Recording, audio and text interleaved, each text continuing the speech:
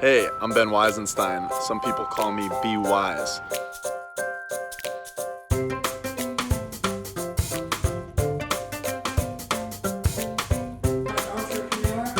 Ben Weisenstein. Ben Weisenstein. Ben Weisenstein. I'm Ben Weisenstein, owner, founder, and CEO of Grand Slam Garage Sales. Those were the guys from Grand Slam Garage Sales. Hustlers, man. My guy always had business mind, business sense. Now we still standing, man. Cliff Gates, B Weiss. Yiddy. Homie being in the building.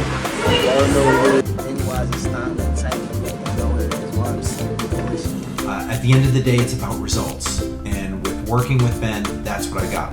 He reduced a lot of my stress. Ben was amazing. Best businessman. Oh, thank you, sir. Fucking world. When it comes down to respect and loyalty, we see exactly eye to eye on that.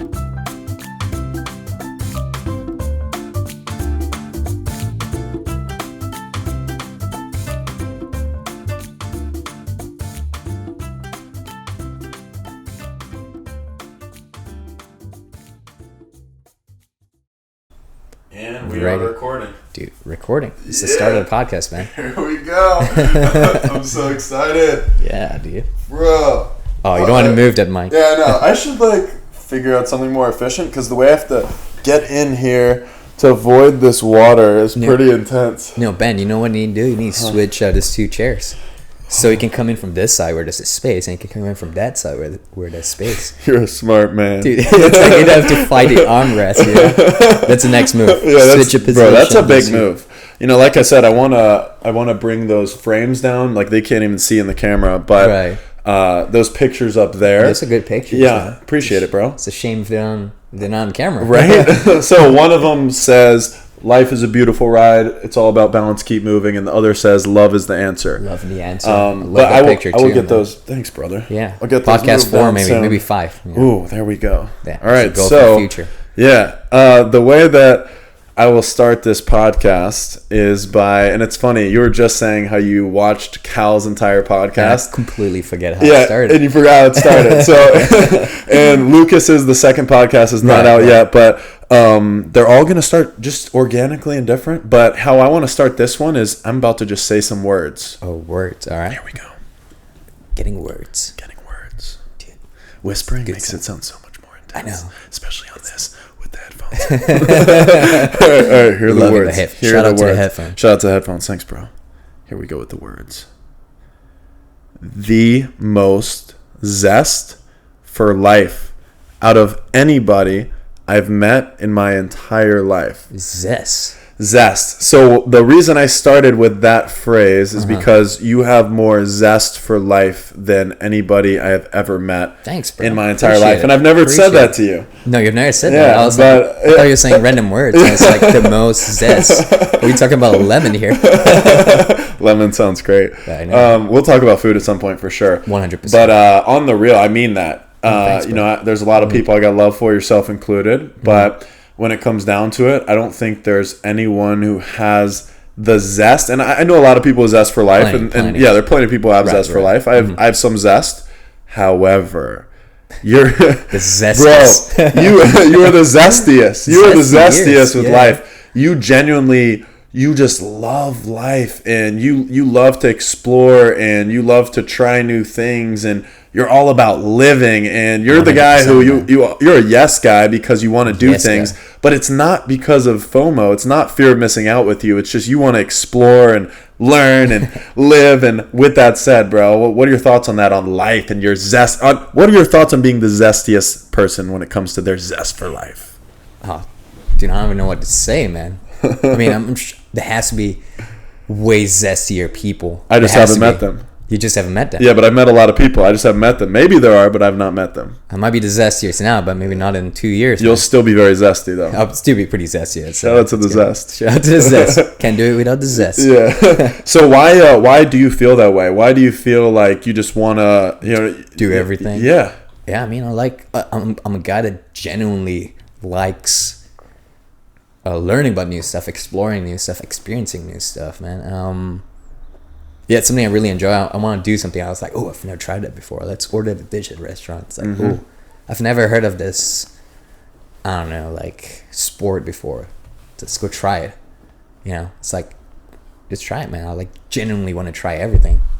And the more you can try, the better. And you can make a decision for yourself. Oh, you know what? Maybe frisbee golf is too fast. You know, let's go old-fashioned golf. Ooh. But you want to try it, you know. Because you don't know unless you try. Is that kind of what you're getting at? You have to try everything, experience it, you know. True. Like what might not work for one person might work for you. So how would that person know? So the person that's like, oh, it's terrible. Right. But you're like, but skiing is so fun. Yeah. So you're saying like someone may say, hey, this sucks, but you're not going to necessarily take them at their word because you want to go see for yourself. Yeah. Yeah. You want to think about it. If somebody says the plate is pretty hot, you're like, I think it's hot, but I don't think it's that hot. You touch it, like, oh shit. Yeah, okay. It's pretty hot. Yeah. But it's not as hot as I might have thought if I just listened to them and didn't try for myself. Exactly. Mind blown. Mine is blown, bro. Mind blown emoji.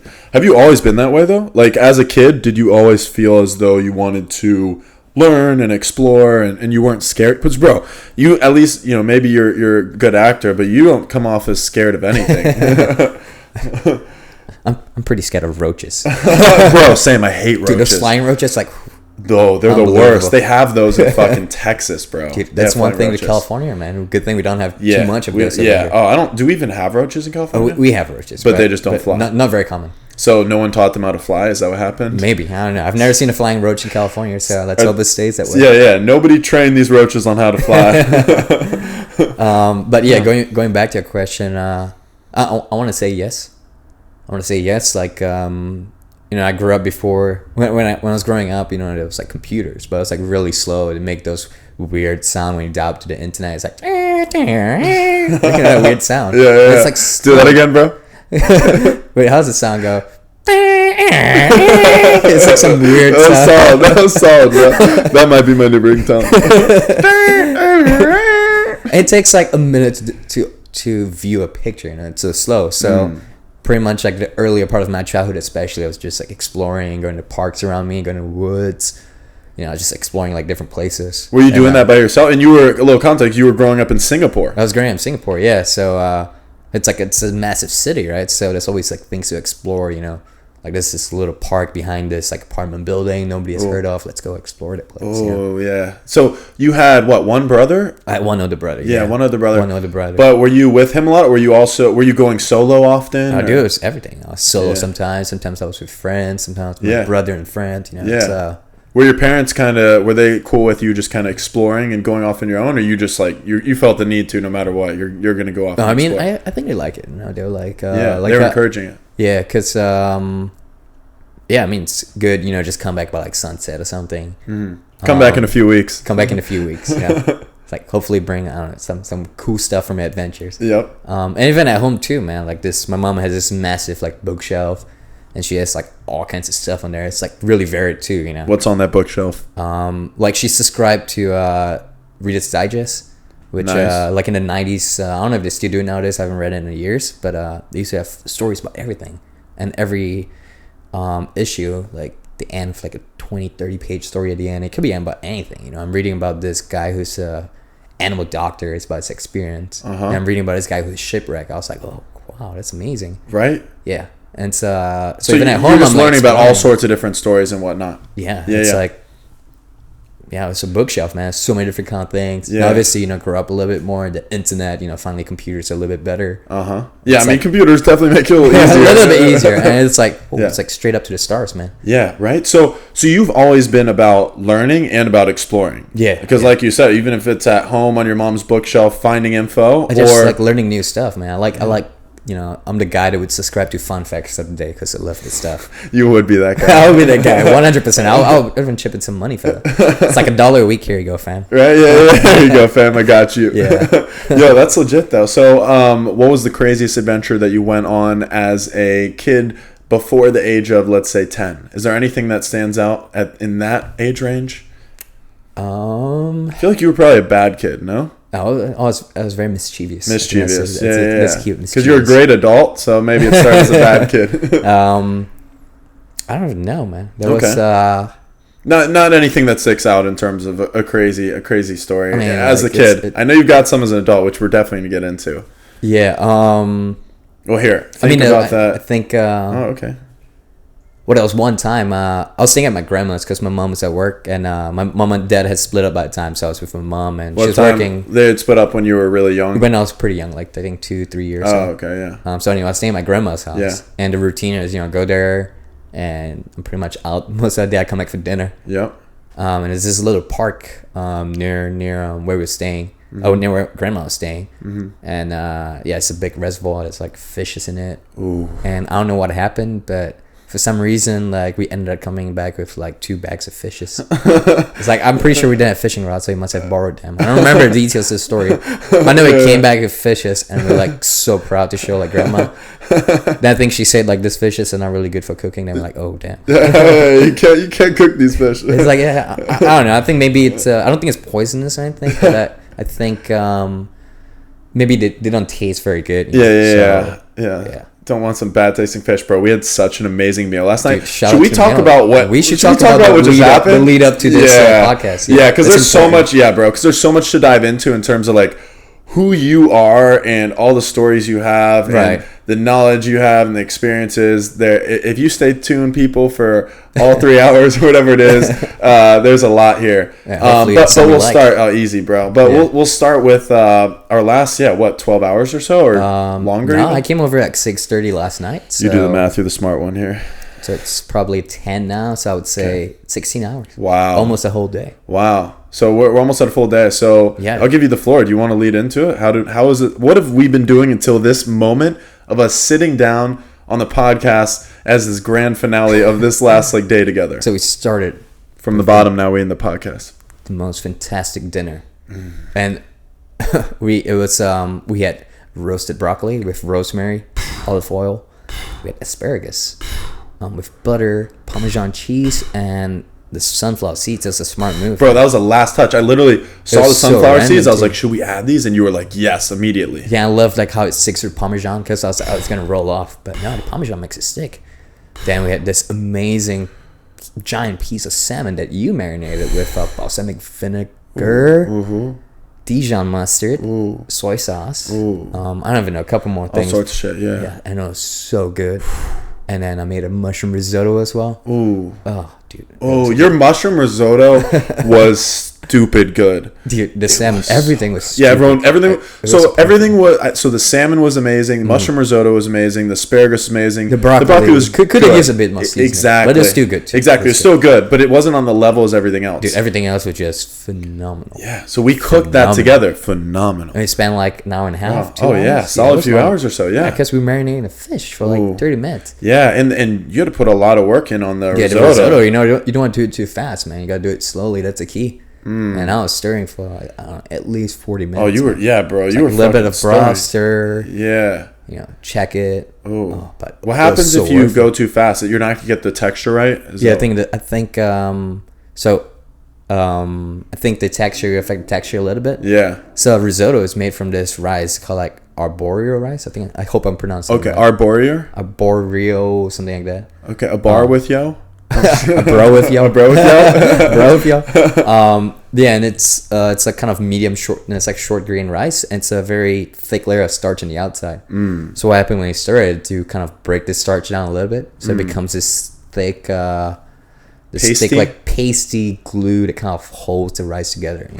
Like a good risotto can make it like dinosaur shape and all that stuff. Oh, why didn't we do that? Really good. No, you need like a lot more cheese for it, bro. That's probably like a bit unhealthy. Can we do dinosaur next time, bro? Dinosaur. Dude. We put a good amount of cheese in too. There's some butter, but no, it was like a lot healthier than what you get at restaurants. Really? And the salmon too, man. Yeah. Yeah, we like. It wasn't there was no butter crazy on the salmon. Yeah, dude, it could have made it better. Easy, put a bit of butter. I love salmon, bro. Dude, it's the best fish, man. Shout out to salmon. Shout out to salmon. Both Pacific and Atlantic salmon. They're all good stuff. Oh, right. What other fish do you eat though? I mean, I almost always just eat salmon. Dude, really? Pretty much, man. I would say like 70%. I have some tilapia at home as well. Okay. I love shrimp, but it's not really a fish. Bro. It's a crustacean. Yeah. Yeah. Cod. Mackerel. Macaroni and cheese. Macaroni and cheese. The fish version. Yeah, they're all really good stuff. Yeah. Love it. Bro, funny Definitely fish a seafood story. Guy. Yeah, you are a seafood guy, huh? Yeah, I love seafood. I love everything. You love all food. Yeah, you're like me, bro. We both love all foods. Shout out to food. Shout out to food. Yeah, we got to talk more about food. But first, I do have a fish story. Okay. So I order my groceries online. Yeah. And I was always ordering salmon, and so it was easy. Like salmon comes, and it's just the salmon, right? And you just put it in the oven. You might put some shit on it. Basic. One day, I decided to get a little adventurous, like my man Max would do. But I didn't know how adventurous I was really getting. So I clicked on a different type of fish. I don't honestly remember the name of it. It wasn't rainbow, but it was kind of colorful. Oh. So anyways, was it showed mahi up. Mahi? I don't think so. Okay. Maybe though. But possibly. Possibly. Okay. So this fish comes wrapped up like a salmon. Just like it's normal packaging. Like, do they wrap salmon a certain way? Salmon Every just, fish is different. Right. So salmon, it's just like wrapped around. Yeah. Okay. And so it's just like look at a normal fish. I undo it and I'm fucking staring into the eyes of a fish, and it's like a full blown fish with a tail and eyes and shit. Someone like you, that's like doesn't faze you at all. For me, I'm like, what the fuck? How big was this fish? Bro, I mean, it was probably like this size. Like full arm length. Well, full arm length or That's so. A good sized fish, man. It was a good sized fish, and it had eyes and a tail. And I was like, "What the fuck do I do?" I get the fish ready. I'm not like a hunter or fisher. Fillet for me, yeah. And so then I just went for it. I was like, "Oh my gosh, this is disgusting." Had to chop off the fish's head. All the guts out. Oh yeah. Oh, there were all the bones and shit. Yeah. I was a mini chiropractor on that fish. Dude, fucking that's with crazy, that back. man. But that shit tripped me out. And then I barely got any meat out of it because there was just all sorts of gross shit over a lot of the fucking meat. I was like, fuck this. I think you were doing it right, man. I definitely fucked it up. So we'll talk more about fish for sure. But to get on, I want to get into your story as much as possible. Because your story is fucking interesting. So started in Singapore. And anything in terms of high school, for example. We'll kind of fast forward there a little bit. Okay. In high school, what was your vision? You're still living in Singapore. Yeah. In your head, what was your next step in life, and what was your kind of ultimate goal in life? I don't even know what my ultimate goal is, man. Fair. Like, high school is such a great time. Fantastic friends. Just go to school. Like, if I don't go to school, Were you really good in school? I bounced back and forth a lot. Like I was great like in middle school and all that stuff. In high school, it was like I started doing less homework, wasn't paying attention in class so much, so I dipped a little bit. Yeah. But the good thing is, in Singapore, they use the British education system, so there's no GPA in high school. It's a final examination, so you just gotta do like a certain amount of grades to go to the next level, and then a certain amount of years, like everything if you learn over the years goes to this final exams that takes place over like 2.5 weeks. Interesting. So it's a leaving exam. So theoretically, like you didn't need to do well except for the final exam. That's what I was about to ask. So all that matters is the end. Yeah, all that matters is the end, man. What? So do some people do terrible throughout school and then kill it in the end? It does happen. Or and vice versa. Do really well and then suck? Yeah. Wait, so why did who else uses that system? Oh, dude, probably more countries than... Really? Yeah, like it's a British education system, so I imagine a lot of countries in the Commonwealth probably something similar. British education system. Yeah, like I know like some places in the US they have like leaving examination as well. I gotta take an exam before. And you have like what's the in Texas there's a task test or some shit. I don't remember. Yeah, it might be similar. High school earlier. What, yeah. Yeah, but yeah, I mean like I'm not really sure if you ask me. I'm not sure which system is better. Both has its benefits, but it's different. That's for sure. Yeah. So going through school, where you were overall a pretty good student, you're bouncing back, outgoing, yeah, and then were you into sports at all as well? Yeah, I was in cross country at the time. Oh, nice. I wasn't very good. I was better at track. But I didn't have track in my high school. So what is the difference between track and cross country? Is a lot more long distance. It's longer, yeah. In track, you get like events. I did like sprint, so it's like 100 meters, 200 meters, the 4x100 meters relay. I did the short stuff. Was your nickname Usain Bolt? No. Well, it's not remotely as fast, but yeah, cross country is just like it's like 3 miles or 5 miles. By the way, I'm sorry to cut you off, but I just realized this is my bad. We just fucked up because I want to get all the way into your story, but I'm being so ADD right now. We didn't finish what our last day has been like. Oh, how do we get sidetracked? Because the food, bro. The food sidetracked us. Oh, right. Yeah. No, it's really important. We got to put this at the beginning of the podcast, like right. How the last 16 hours were. So we made this amazing dinner. Yeah. And we cannot understate how much effort went into this dinner. There was a lot of effort. A lot of effort. Yeah. Everything, the vegetables, the salmon, the risotto. Yeah, and it was the best dinner ever. It might have been. It was so good. Bro, it was made with love and it's just homemade. Dude, and that fucking was beautiful. so Beautiful. tasty. Yeah. All right, so then after that, we fucking kicked it. Relaxed a little bit. Our boy Cal came over, who was on the first podcast. Yeah. He brought a bottle of rosé over. He did. That was nice. And we had some drinks. It was good. He's the man. He's the man. You know, he definitely didn't need to bring anything. He's the kind of guy who's just, he feels the need to still bring something. I got a bottle of rosé. I know it's gonna find good use. Man. Exactly. So it was good. It was good guy. So that was fun. That was really fun. We got a little sleep. We got some sleep. Yeah. Not a ton. Not a ton. We probably slept 6 hours. Yeah, probably about so. Yeah. What time did you get up? Around 6? I got up at 6. I got up at 6 and went on a little 3-mile run. Yeah. I was really tired this morning. I was not feeling it. I was like, can we not exercise? But right? we say that's a good point. First thoughts in the morning, you're probably like, fuck, right? Yeah, it's pretty much like, oh man, I'm so tired right now. Yeah. But we did a 3-mile run. Mm-hmm. You know, dude. Like I said too, you were saying you were like, I haven't run in forever. And that is true. I've not ran in 6 months, actually. Yeah, I believe 7 months now, actually. Oh, it makes me feel even worse. But I did tell you ahead of time, I was like, even though you haven't run forever, I guarantee you still beat me, which you did. And I was kind of worried. I don't know how fast your run is going to be. I'm going to run beside some, like, Usain Bolt of, like, 3 miles. Right? Like, doing, like, 5-minute mile. I'm like... Yeah. No, there's no 5-minute miles here, I can't bro. keep up. I'm a solid 8-minute mile guy. 8 minute. I can keep up 8 minutes. Yeah, you definitely can. 5 minute, no. Yeah, no way. So we did 3-mile run, not 3-minute run. It took us more than 3 minutes. A lot more than 3 minutes. At a 0. And we jumped in the ocean. Oh, before that, we're missing a little piece. Oh. We did a little Wim Hof. Yeah, a little breathing exercise that I've never done before. Bro, what did you think about it? Honest, it was good. Like, you were feedback. so relaxed, a little bit more calm after that. Like, I suck at holding my breath. Like, I could hold my breath for maybe like 30 seconds. I'm like, yeah. But after the Wim Hof, the last thing, you take in a really deep breath, and you're so relaxed, man. You could hold it forever. Right. It's like, I don't even know how long we held it for. Bro, it's a few minutes. It's so much longer than what I could usually do, and I was so relaxed. Right.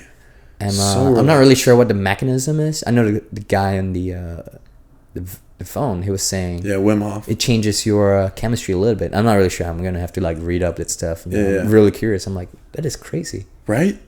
Bro. And I love it. I mean, if you want, we can do it right now. We can do it again. Oh no, we would be too relaxed, man. We'd be sleeping. We'd be sleeping in this couch. I know, right? And like they'd be like, yo, why is it all quiet? It's like, why is it all quiet? No, never saying anything. Yeah, bro. But that was really good, man. Wasn't it? Like, I've done breathing exercises before. I know it makes you a little bit more relaxed. I'm used to that. Mm-hmm. But this was a little different. And you can see you can hold your breath for so much longer after. It's so real because I'm bad at holding my breath too. You see it happens. It's like usually I do maybe 30 seconds, but this was like 2 minutes maybe. Yeah. And you're like, wow. And in just 3-4 minutes, I've become like so relaxed. Right. And it's like that's actually like a way to show it. I was like, wow. It's so relaxed, crazy. Bro. So relaxed. Yeah, that would put us to sleep. That would put us to sleep. It's dangerous, man. It's dangerous. If they start talking about something and we get too excited, it's like, all right, let's do that Wim Hof. So it's planned for later in the podcast. Yeah. The only thing that fucked up the Wim Hof a little bit is those random dogs that came up and started literally. Bro, I was thinking, this is in my head. I'm thinking this is Max's first time to do Wim Hof, and out of nowhere, these dogs come and start flipping their legs and what's the word that I'm looking for? They were flipping their legs in the sand, and the sand was getting all over you. Bro. Yeah. So what happened was I was holding my breath. It was like near the end of Wim Hof, and then I felt something furry beside me, and I was like, all right, cool, that's Mila, like Cal's dog. He running with us this morning. No big deal. So I turned around, and this dog like started digging like right beside. Digging is the word I was looking digging. for. It's like digging. It's like digging something in the sand. And I turned around, and I didn't see a German Shepherd. I see like a golden dog. I was like, whoa, what? Yeah. And I was so surprised. And I saw like a white dog, like a cloud just fly past. I was like, how many dogs are around here? And it was a different dog, but all of them ran away. So they ran away. It's quite I was like, what if this Wim Hof got me into it? I'm seeing stuff now. But no, it's like a guy with 2 additional dogs came down like while we were Wim Hofing, and I didn't hear them or see them, obviously. It's like my eyes closed, right? And until they started digging behind me. But Or Wim Hofing. Wim Hofing, that's a word now. I love it, bro. Can we make that a word? Wim Hofing. I want to Wim Hof at some point in this podcast. I love Wim Hofing, we can do it's Wim like my Hof new later, thing. dude. I think I'm getting obsessed with it. I'm now catching myself doing it multiple times a day. Oh, multiple times a day. Literally, Wow. bro. Like I'd say at least morning and once, randomly in the maybe twice a day. afternoon. Yeah. Yeah. I don't know how many times you're supposed to do it a day. Like what's normal. All right. But it makes me feel good every time. That's good, man. And anything that makes you feel good, well, not everything that makes you feel good is good for Yeah, you. like I'm sure like heroin or something makes you feel really good for a few minutes. But it's not good for you. Maybe don't do it. Yeah, maybe it's not the move. Yeah. Yeah, it's probably not the move. But getting in the water though. Okay, that so cold so plunge. so you have this amazing meal the night before. You wake up the next day early. 3 miles. Ooh, run 3 miles. First thing, like Do a bro, little we breathing said what up to each other 2 minutes later, whatever, 5 minutes later, we're running, right? Yeah, like yeah. it's immediate. You get up, you go. Yeah. Run 3 miles, do the Wim Hof, you're Wim Hofing, and then fucking you jump in the cold water. We jump in the ocean, man. And then after you shower, Oh. then you eat eggs, which Dude. Max cooked. Thank you for that, bro. Dude, you're welcome. What did you put in those eggs? It was bomb. So we didn't have milk. Because I'm lactose intolerant. I don't drink milk, which sounds stupid because I eat lots of cheese. I know, man. Shout out to the cheese. Shout out to the cheese. Shout Love out to the cheese. cheese. Yeah, that's Every right. kind. Oh, every kind. It was just salt, pepper, put a bit of tarragon, Boom. chives, obviously. That's it. That's it. It's great, bro. It was Yeah, and nice, it's funny. At first, you showed the eggs to me, and I was like, "What's in them?" Because it was all green. I was interested, Yeah. and you're just like, "It's just eggs." And I'm thinking like, I didn't know eggs are green. It's like we don't usually eat green eggs. Man. Green eggs. Where's the ham? I know, right? Love that joke. Terrible joke. No, but it's one of my roommates a chef, so he was showing me like the French style of cooking an egg like probably a few months ago. Ooh. And it's like it's just low heat and stirring constantly. Ooh. You have a roommate who's a sushi chef. Are you talking about the same chef? The same chef. Okay. Yeah. Bro, and so obviously he'll he make doesn't. sushi. Yeah, I mean, obviously he's he knows like Japanese cuisine a lot, but you know a little bit of every other thing as well. So he's like, yeah, this is a French scrambled egg I learned when I don't know when he was in school or somebody taught him. I don't remember, but it made the eggs so good, man. Like these are my eggs if somebody visits. You have to eat that. What's your routine? We're gonna get to your story. Right. Let's get to your routine right now because we're talking eggs. Let's dive right in there. So your routine on average, Monday, every day of the week. What's it look like? Break it down. Currently, then we'll get back in your story. There's no routine, man. It changes every day. Okay. Is anything consistent? Not really. Really? Something's consistent. When you have a certain type of job, there's a certain level of Right. consistency. But do you purposely change up your day each day because you don't want too much consistency? You want it to be a little different every day, or is that just what happens? It's a little bit different, because I was in school, and I was working part time, and I'm about to like travel a little bit and moving, so it's like a really weird time. Yeah. So you're talking right now. Your routine's off. Yeah, but then again, I thought about it. I was like, my routine's been off for like years in that way. Then Fair. So your routine last year has just been all over the place, basically. it's all over the place, man. It can change from week to week. What are the consistencies though? Because there are some consistencies, like you're Right. consistently doing something active each week. How many days? I try to stay active for sure. Yeah. And it's not even about exercising too much. I mean, definitely exercise. I exercise like I want to say 4 or 5 times a week. Solid. Maybe 6 times a week. Sometimes like if you go surfing and stuff, I count that as exercise too. It's That's a ton of exercise. It's a ton of exercise. Yeah. I try to stay active. I drink a lot of water. I try to eat well.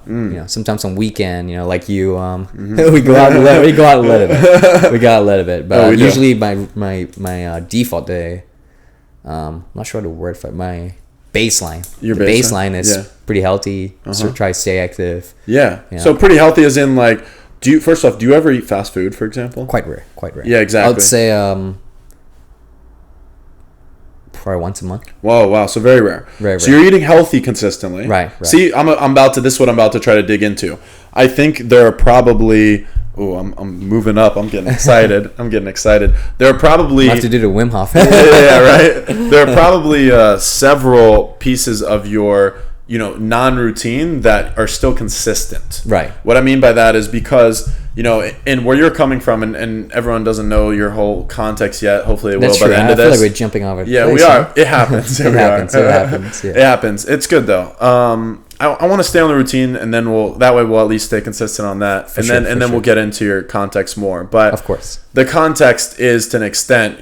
Shit is changing a lot the last year for you, and so you haven't had a consistent routine. However, you have been consistent in certain ways. That's what I'm trying to get at. And let's stay in this topic for a second. We'll stay focused in on it. So, so in terms of your consistency, one is fast food. You're not having fast food more than once a month. It's not really fixed, you know. Some months maybe have it twice. Yeah, that's maybe my average is like, let's say like I think the last like 1 month. Okay. Probably had it once. Yeah. And maybe a month before, maybe twice, but not very often. Not very often. Never, on average, never pass once a week. Never pass. I mean, I don't eat out very often too, unless I'm with friends. I prefer like making something. So you're cooking how often? I meal prep maybe like twice a week. Meal prep twice a week. What days are you meal prepping? It's not fixed. Usually Sunday's one of them. Sunday's one of them. Then it depends on what day I run out of food as well. How many days do you meal prep for? At least next 2 days for sure. At least next 2 days? At least next 2 days. It depends. Sometimes I make a bit more food. Sometimes some food don't keep so well. Are there certain types of foods, that's what I was about to ask, that really make more sense to meal prep because they're going to last longer? Pasta is easy. But pasta you probably stay away from because carbs or no? No, I eat carbs, man. Everything's about portion. It's like very little food. Well, I guess there's a lot of food that's bad, even in a small amount, like bacon grease. Like, Ooh, that sounds nice. Even like a drop of it's like, it's something. It's heavy. Yeah. No, that's not a lot of. I think in the last 5 months since I moved to my new place, I got really into meal prepping, like cooking for yourself. And do you have some go-to dishes though that you consistently meal prep? I would say that's not an exact. I switch up things a lot. I like using the oven, roasting like piece of chicken on a bed of vegetables. I was about to say it's pretty common, but I do like it's different marinade, different way of cooking. But like a completely different dish, I haven't done too many twice. Like I don't think I've done any dish more than 3 times. Wow, I'm like the opposite. I do the same shit all the time. That's why I need to change. Well, I mean, like I might be roasting salmon on a bed of like vegetables, but maybe I change the marinade for salmon. So it's like slightly different. So different vegetables maybe. Yeah, so you're meal prepping once or twice a week. That is helping you in what ways? It saves money. It saves money. Time. It saves a lot of time. Like I love making meal, but it's unrealistic to do it every day, man. Right. It's crazy, man. It takes time. I like taking my time too, man. I'm not making like meal. It's like done in 5 minutes. Like what's the point? Yeah, true. I put in some effort, figure some stuff out. So I'm making like a wide variety of stuff. I look up recipes to see what I have. Mm-hmm. I'm like, I like that. So risotto is kind of that way too. Yeah, and then you're constantly thinking too, like what are ways that I can change it up a little bit. Yeah, absolutely, bro. Okay, so what else? What else does your day look like? So you're meal prepping, right?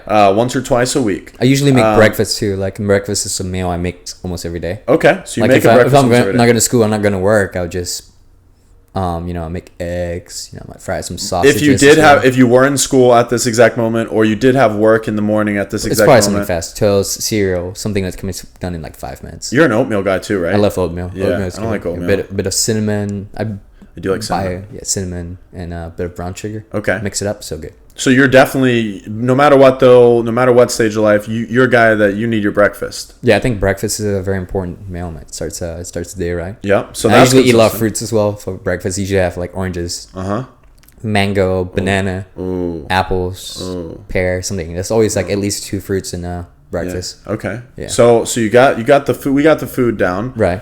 In terms of the working out, I mean, are you normally a member of a gym or? Actually, I've. I know you got that pull-up bar. I got like a pull-up bar in my room. Then I got some, not my room, in my garage actually, and I have some dumbbells and stuff. None of it belongs to me. It's all my roommates. And some like exercise mats. So I do a lot of workout, a lot of. What are your like main workouts? I do pull-ups, push-ups, crunches, squats. Do like a plank.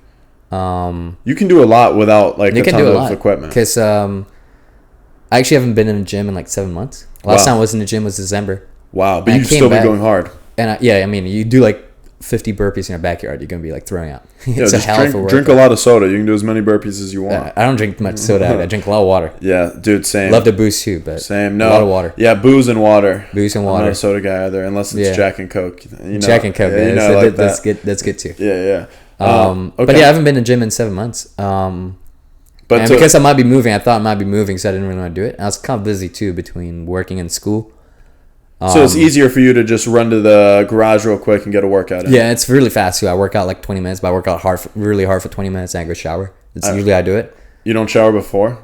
No, you gotta be clean for the exercise and after the exercise. Yeah.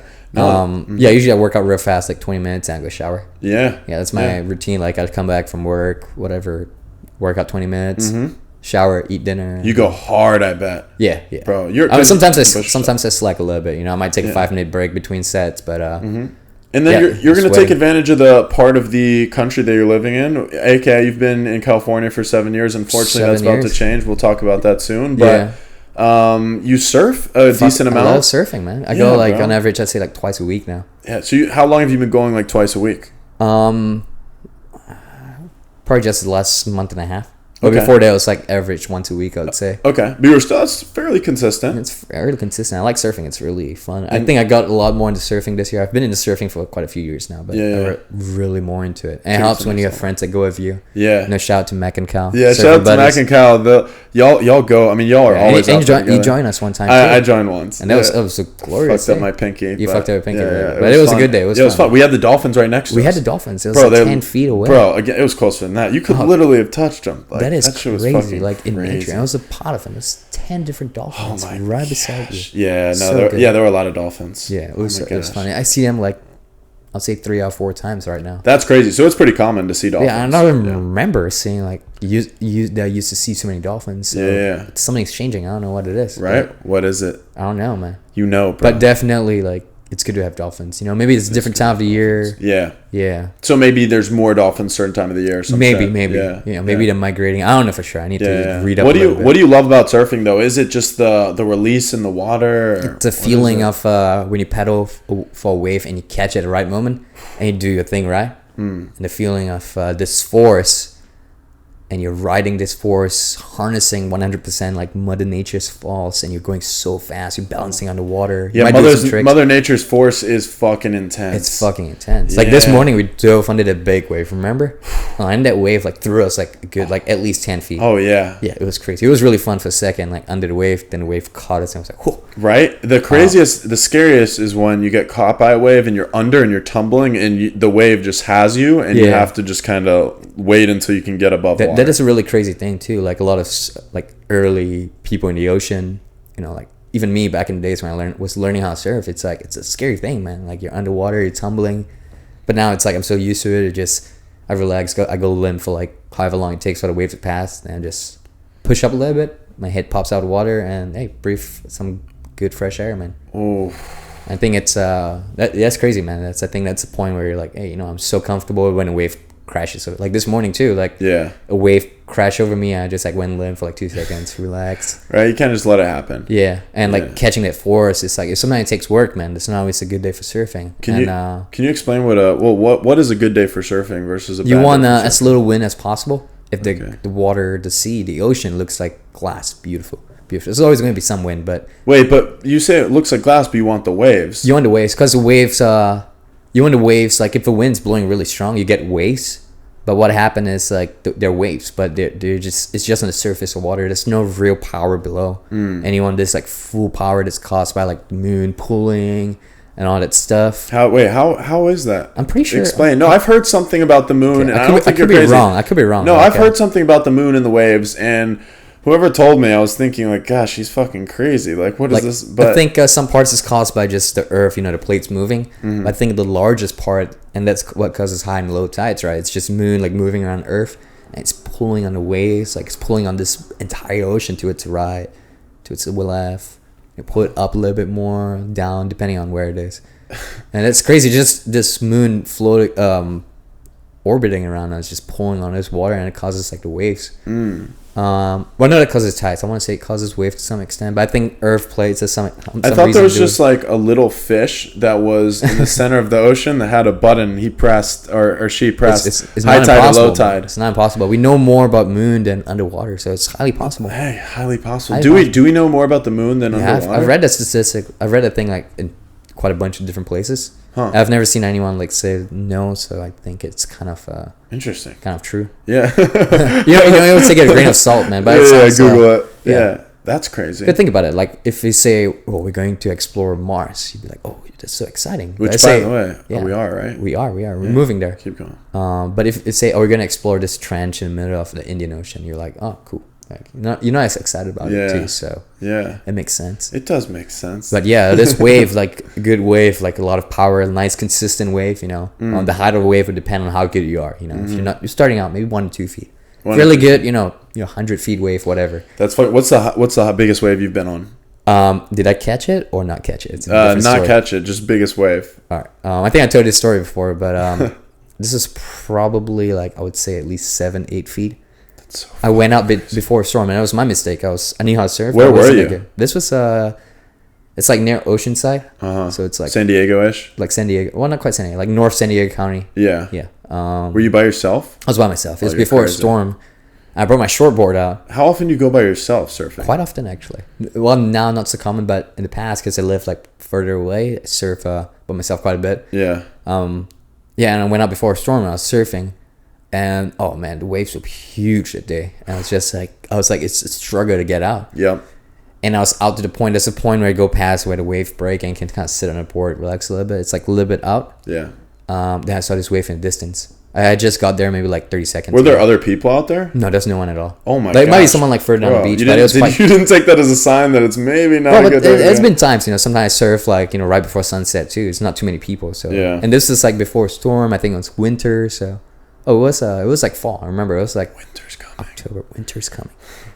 I haven't even seen Game of Thrones. Yeah, it's pretty good though. Yeah? It didn't end well, but that's Yeah. not the point. Alright. I saw this wave, and just from the distance of where it is, I was like, "There's no way I can turn around and like get out where it's gonna You're get good. out where it's Everybody gonna hits the like mic land." at least once. Yeah, there's no way I was gonna get out of where it's gonna impact.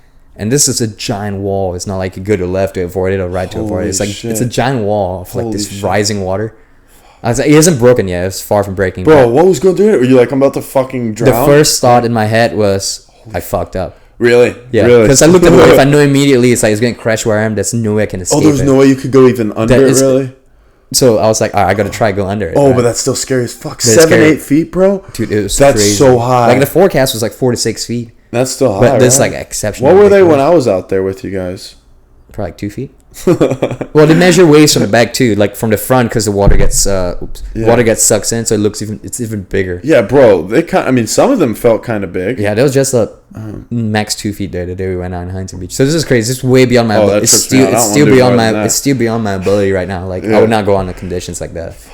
So I start paddling as hard as I can to its wave. Then it's starting to break. Then I push my board down like duck. They call it duck diving. Go under the wave. Duck diving. Yeah. Then I went down. It's kind of like duck diving because the little tail comes out, like the tail. Did you of the have board. a foam board or? Oh no, that's my short board. It's Okay. like 6'4" probably. Okay. So I went underwater. I was like, yes, I did it. Awesome, good job, Max. But the wave was so strong as it was breaking, like I was below towards the back a little bit. It pulled me out. Oh. Then there was this massive tumble. I don't even know like if I'm where I am. I just a lot of water. I was like tumbling like a rag doll. How long? I don't even know. And I fell off my surfboard immediately. And then suddenly like something hard my surfboard. It came back. It caught in tumble. It hit me in the face. And I was like, I like yelled a bit. I was like, ah. But Do that again? then I realized I was like, ah. I don't scream too loud in the mic. No, yeah, you're good. And I was like, oh shit. And I screamed a little bit down. I was like, oh wait, dude, you're underwater. You need the air. So I stopped yelling. Oh, you're yelling I was just underwater. like, I was like, because I was still tumbling, right? Oh, that's. And it's very common when a wave hits you. You take a tumble. You just relax. The wave it's gonna pass. And when it Yeah. passes, you come up. So I already lost half my air from the yelling. And this was a huge wave. It's gonna take. Did you do Wim Hof forever. during this? If I knew Wim Hof, maybe it would have helped out, man. I wish I knew it. Right. I was running out of air, and I was still tumbling. I wasn't like waiting for the wave to pass. I was tumbling like upside down, like probably like once every like half second, 1 second. It was crazy. And I was like out of air. I was like, oh shit, I'm gonna drown. But good thing the wave passed. How long though? I don't know. It felt so long. I bet. Were you thinking you were about like to drown? I was like, for a second, I was like running off air. I was like, dude, I can hold. I'm still tumbling too. I was like, dude, I can hold maybe like not. I don't know how long I'm gonna hold. It's not gonna be past 10 seconds. I'm like out of air, right? I'm almost out of air. So what would happen then? You'd pass out and then you'd drown. I don't know. I've never experienced it. I don't want to experience it. Don't ever experience yeah, it. that's how you would die. But finally, the wave passed, and I was like out of air. I came out. I was like, ah.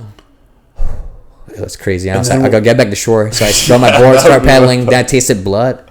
And I was like, I couldn't see, but like there was a cut on the side of my face. I've showed you the picture before. Yeah. And I was like, I was bleeding, so I was like, oh, I definitely need to get out of water now. Took some time, got out of water. Then I looked at the cut. I was like, oh damn, wow. So that was the biggest wave I've ever gone under. It was scary crazy. as fuck. Yeah. And after that, I was like, all right. It's like 4 to 6 feet. I'm like, yeah, maybe we go out to the 45 feet, but not on the. And the supposed 2 feet. Are you sure just 2 feet? Not more than 2 feet.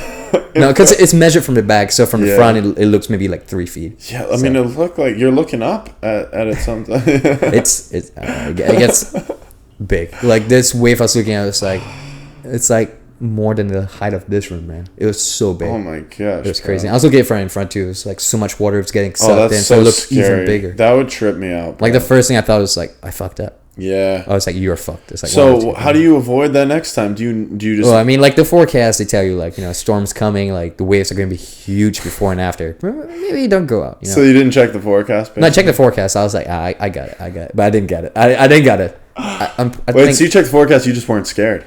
Yeah, I was just, I got it. You know, like if it's a really big wave, I just like avoid it. You know, so this goes back to what we were saying earlier, which you're not scared of shit, bro. You go and I was very scared when I saw the wave. I was so scared, man. But bro, you fight life head on though. You'll do anything. No, yeah, I'll pretty much do almost anything. Like I think I can be very easily convinced. Like, hey, I've never done it before. It's like, yeah, sure, why not? Do you just you don't think about the consequences much? You just think about I want to do this. Okay. I do. You know, I'm not gonna like. I don't know, like, here, take this mysterious pill. It might kill you, or you might get like. You're not gonna do shit like that. Yeah, I'm you wouldn't play. What's the thing where they gamble? No, they have there's a gun with like one bullet. Oh, Russian roulette. Russian roulette. Yeah, that's just ridiculous. Like, what's the possible upside? It's like so little. That's so stupid. But the possible downside is so big. So big. Like I want to keep myself like I don't really have like, you know, like for example the exercise routine. I don't really have you're gonna work out 4 times a week, 5 times a week. You're gonna work out at 7 p.m. when you come back from work. It's not really routine. I've a lot of guidelines in my life. You know, it's like try to work out as much as you can. Then it's like maybe you know work out twice 1 week. Then like it's like bro, that's not enough, man. You gotta work out a bit more. Mm-hmm. You know, it's guidelines, you know, and it's like you know like what you need. So it's like.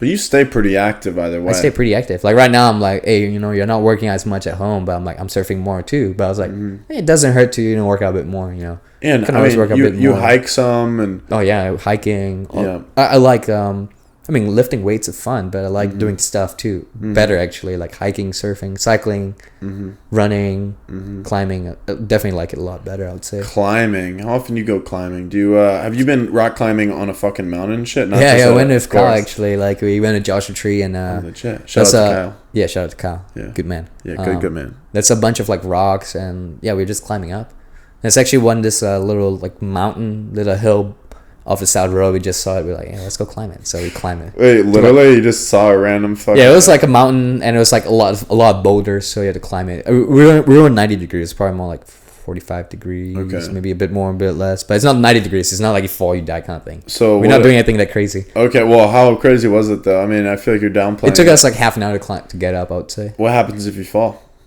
Probably like start rolling. You probably break a leg because of boulders and stuff. But you're not falling like straight down, you know. Okay, so it's not a death you might get fall. hit. Yeah, it's not a death fall. It's but a broken leg fall. It's a broken leg fall if you fall down. If you slip at some point. Damn. You know, try to keep it safe, man. How hard is it to make sure you don't slip? Just be really careful, I guess. You know, always make sure like 3 points of contact. 2 feet, 1 arm, maybe 2 arm, 1 feet. Slow down. Don't rush it. Is that the thing? 3 points of contact? Yeah, I think 3 points. I heard it somewhere. I don't know where I heard it from, but it's like a good rule of thumb. It's like more stable. Stay low towards the rock. Yeah. Lean your body weight. Little things like that. Huh. Yeah. And I mean, is that not so? That doesn't faze you at all, rock climbing. No, I get scared, but I'm like. Are you guys harnessed in at all? Like, are there? No. Harness is only nothing when you're like 90 degrees. Would you do that? Close. I do like rock climbing at the gym sometimes too. Yeah, but would you do that outside? Right now, I have to get a lot of my experience at the gym first before I can do it. So, but I feel like not against it. Not against it. But where I am right now, it's like I don't really have time to focus on something new. Yeah, of course. So eventually, I keep it open. And in terms of where you are right now, so now what we're gonna do is we're gonna stay highly focused. We jumped around a decent amount, but I do think that we covered some interesting topics already, and people can kind of fill you out and already have gotten some fucking awesome value from you. So now it's just like. Let's dive back into your story, and we'll try to stick on your story as much as possible. But there's just so much meat in your story. But how about don't forget the potatoes too. Yeah, oh, I love meat and potatoes. You're right. We need meat and potatoes. Meat and potatoes. I'm hungry. Right, back to the start. I wish we could get some food right now too. All right. So, in terms of the high level story, started in Singapore. Yes. You were a pretty good student in high school, or it was off and on. Middle school, high school not as good. Then come back, but right? then you know, how did you do on the final test in the British education system? So I got 2 A's and I think 5 B's for the final. So it's like GPA. If you do a GPA based on that, it's probably like 3.2. Pretty good. 3.3? Yeah, it's pretty good. 3.4. I'm not sure. Oh, wait, 2.3 is a lot different than 3.2. Oh, sorry. 3.2 to 3.4 around there. Oh, nice, nice, solid. Yeah. Okay, so that happens. High school's over. What's the next step? Yeah, I mean, by the time I was like pretty convinced I was going to, my dream was to join the Marines at the time. I was living in Singapore, so kind of the wrong country. You're living in Singapore, 18 years old, and your dream was to join the Marines in the United States. Yeah. Why? I mean, I was American citizen too. Like my parents were American, so I had American citizenship. Right? Were your parents both born in the U.S.? My mom was born in Singapore, but she moved here. My dad's American, you know. Grew up in Texas, Houston actually. Houston, yep, H-Town. Yeah, a little bit outside H-Town. Then he had a business in Southeast Asia with my mom.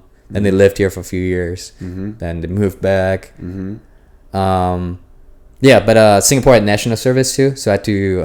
I did. I don't know if I brought this out. I did 2 years of like national service, Singapore Army. So 18 to 20, you did? I didn't even know that. Yeah. It was like 19, I think. It was like 19 probably. 19, 21-ish. Yeah, like I was at school, like I was bumming around for like a few months. Wait, in Singapore college? In Singapore. Oh, okay. And then I went to Singapore Army for 2 years. Singapore. So you were at that point. You just wanted to be in the military, or you really? I kind of wanted to. I was like, hey, but it's a great unknown, man. It's like you're gonna be doing so much cool stuff. You know, I'd never shot a gun at a point. I was like, it's pretty cool. It's like some explosives. I was like, I want to do it, man. Is that all there was to it, or was there more? No, that was a lot. I mean, the Singapore.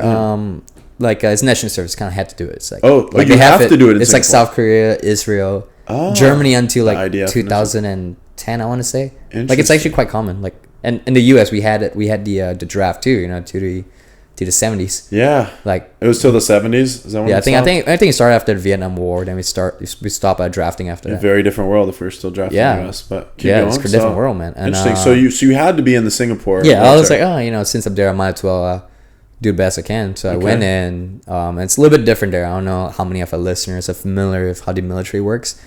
You can feel free to explain. Yeah. So like in the U.S., like it's like experience later. It's like you go to boot camp, they train you, then you go to your job training for whatever job. If you're a mechanic, you go to mechanic school. If you're infantry, you go to infantry school. You're tank, you go to tank school. Then you go to your unit after that. How long is that? It depends. Different service depends, but it's usually like a few months here, a few months there. But if you're an officer, like you're from college, you go to like OCS. You're around only officers candidates unless they drop out. So it's kind of like you're away from like the rest of the enlisted. It's like two very different paths from the very beginning. You only meet in a unit after you're both trained. But in Singapore, like I think they're doing. I want to say they're doing Israel as well. I'm not really sure. Might need to check on that. Well, Israel, it is mandatory. But what are you saying? No, like a lot of what Singapore has, like it's they learn from Israel. They're like really good airlines for for the longest time. A lot of because Singapore is a pretty new country to it. So I think it's only 1965 there was a country. I heard it's also one of the cleanest. It's very clean. Yeah. Very clean. There's a lot of migrant workers. They don't work for very much, unfortunately, but it's a lot more than they make back home, and they're just doing all the clean stuff, man. Yeah. So win-win. Win-win. But anyway, in Singapore, everybody goes to the same boot camp, and the top like 5% goes to officer school. The top 10% after that goes to like sergeant school, and everyone else is just So what did you? I went to sergeant school because okay. You needed more education. I didn't have the my score was good enough, like everything. I believe that it was good enough to go to officer, but I didn't have the education you need, like some college done before you can be an officer. Yep. So I did that. I was a combat engineer. Went in my unit. Some of the experiences there, were you actually ever in battle or anything? Oh, no. Singapore's never gone to war. So, but we went to Thailand. We trained with the Thai army. We did like a bunch of like operations there. It was pretty fun. Did you have a lot of great Thai food? Yeah, we had a lot of great Thai food. We had a lot of great authentic Thai food. Yeah. Like we were in the countryside too. We were in like western Thailand. Or some part is called like, I still remember the name. It's called Kanchanaburi. Kanchanaburi. Nice. It's like not too much around there. I think I have a few towns, a lot of villages. I remember we were doing this navigation exercise, and the radios didn't work because of the mountains. And we're just walking. There's a Thai, like a young Thai soldier who's attached to every group. And the reason is like, you know, Thai villagers are not going to be able to speak very good English, right? The English might be limited to like 5 words. So. Yeah. What's the main language of Singapore? English. Is it? It was a British colony, so everyone grew up. There's road signs, menus, everything is in English. What's the second? I think the second most common language. This is very very common to take a second language. The second most common is Mandarin, probably. Huh. Do you know Mandarin? I took Mandarin school. I was terrible, but I could probably order food. Oh, nice. I could probably order food. Nice. But then there's, you know, Tamil, there's like Bahasa. It's kind of like the language that's speaking like Indonesia and Malaysia. Yeah, it's a lot of different languages. Bro, I'm so bad at geography. Where's Malaysia as it relates to Singapore? North. Yeah. Singapore is like a little island.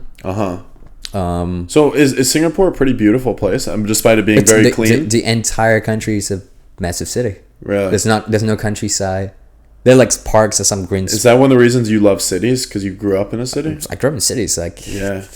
Like my experience, like since I moved here, is like super suburban. Yeah. So I've never experienced that before. Yeah. So is there anything, I mean, before we move on, I don't want to push past that yet, but for the Singapore military experience, was there anything that stood out? Any crazy really fun. experience? Like, fun? Yeah. Like there was my company had 3 different platoons, and my platoon, every platoon is specialized at something. Okay. And mine specialized in like explosives. So that's really fun. Like it's really fun to blow stuff up. So what did you blow up? A lot of targets. Just random people? No, nobody. Thankfully, that'd be terrible. Yeah, I know. That'd be fun. Yeah, it's like there's this thing they do.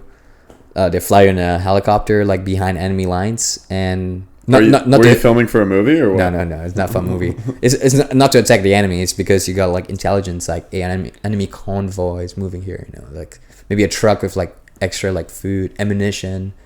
Yeah, we set up a bunch of different charges. I'm not gonna go into details. Like, you know, like the first 2 charges is designed to like flip a truck over. There's like trucks like it's like charges designed to make crater. There's like charges that blows everything in front of. There's charges that set things on fire. So it's like learning how to use all of them together. Interesting. You got camouflage, and you got to use them like properly too. You know, it's like you know, like for example, the truck that like we put like a gas tank. You know, designed in a certain way so like you pretty much create a giant fireball that flies in front. You know, it works better if it's a tank in front of you. It's not going to work very well, for example. But if it's like soft skin, like fabric, canvas, shirts, it burns very well. Yeah, that makes sense. Things you need to consider.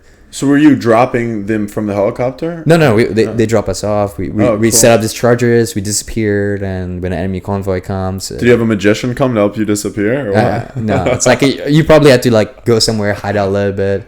Yeah. Then but quickly I imagine the enemy will come. But we never done that. We never gone to combat. It's but just how realistic? What were the tests per se? Quite realistic. Real. I mean, the explosives were real. The bullets were real. Bullets were real too. Of course, yeah. But I mean, of course, there's a lot of safety mechanism in place. But is there a fake actual enemy as well?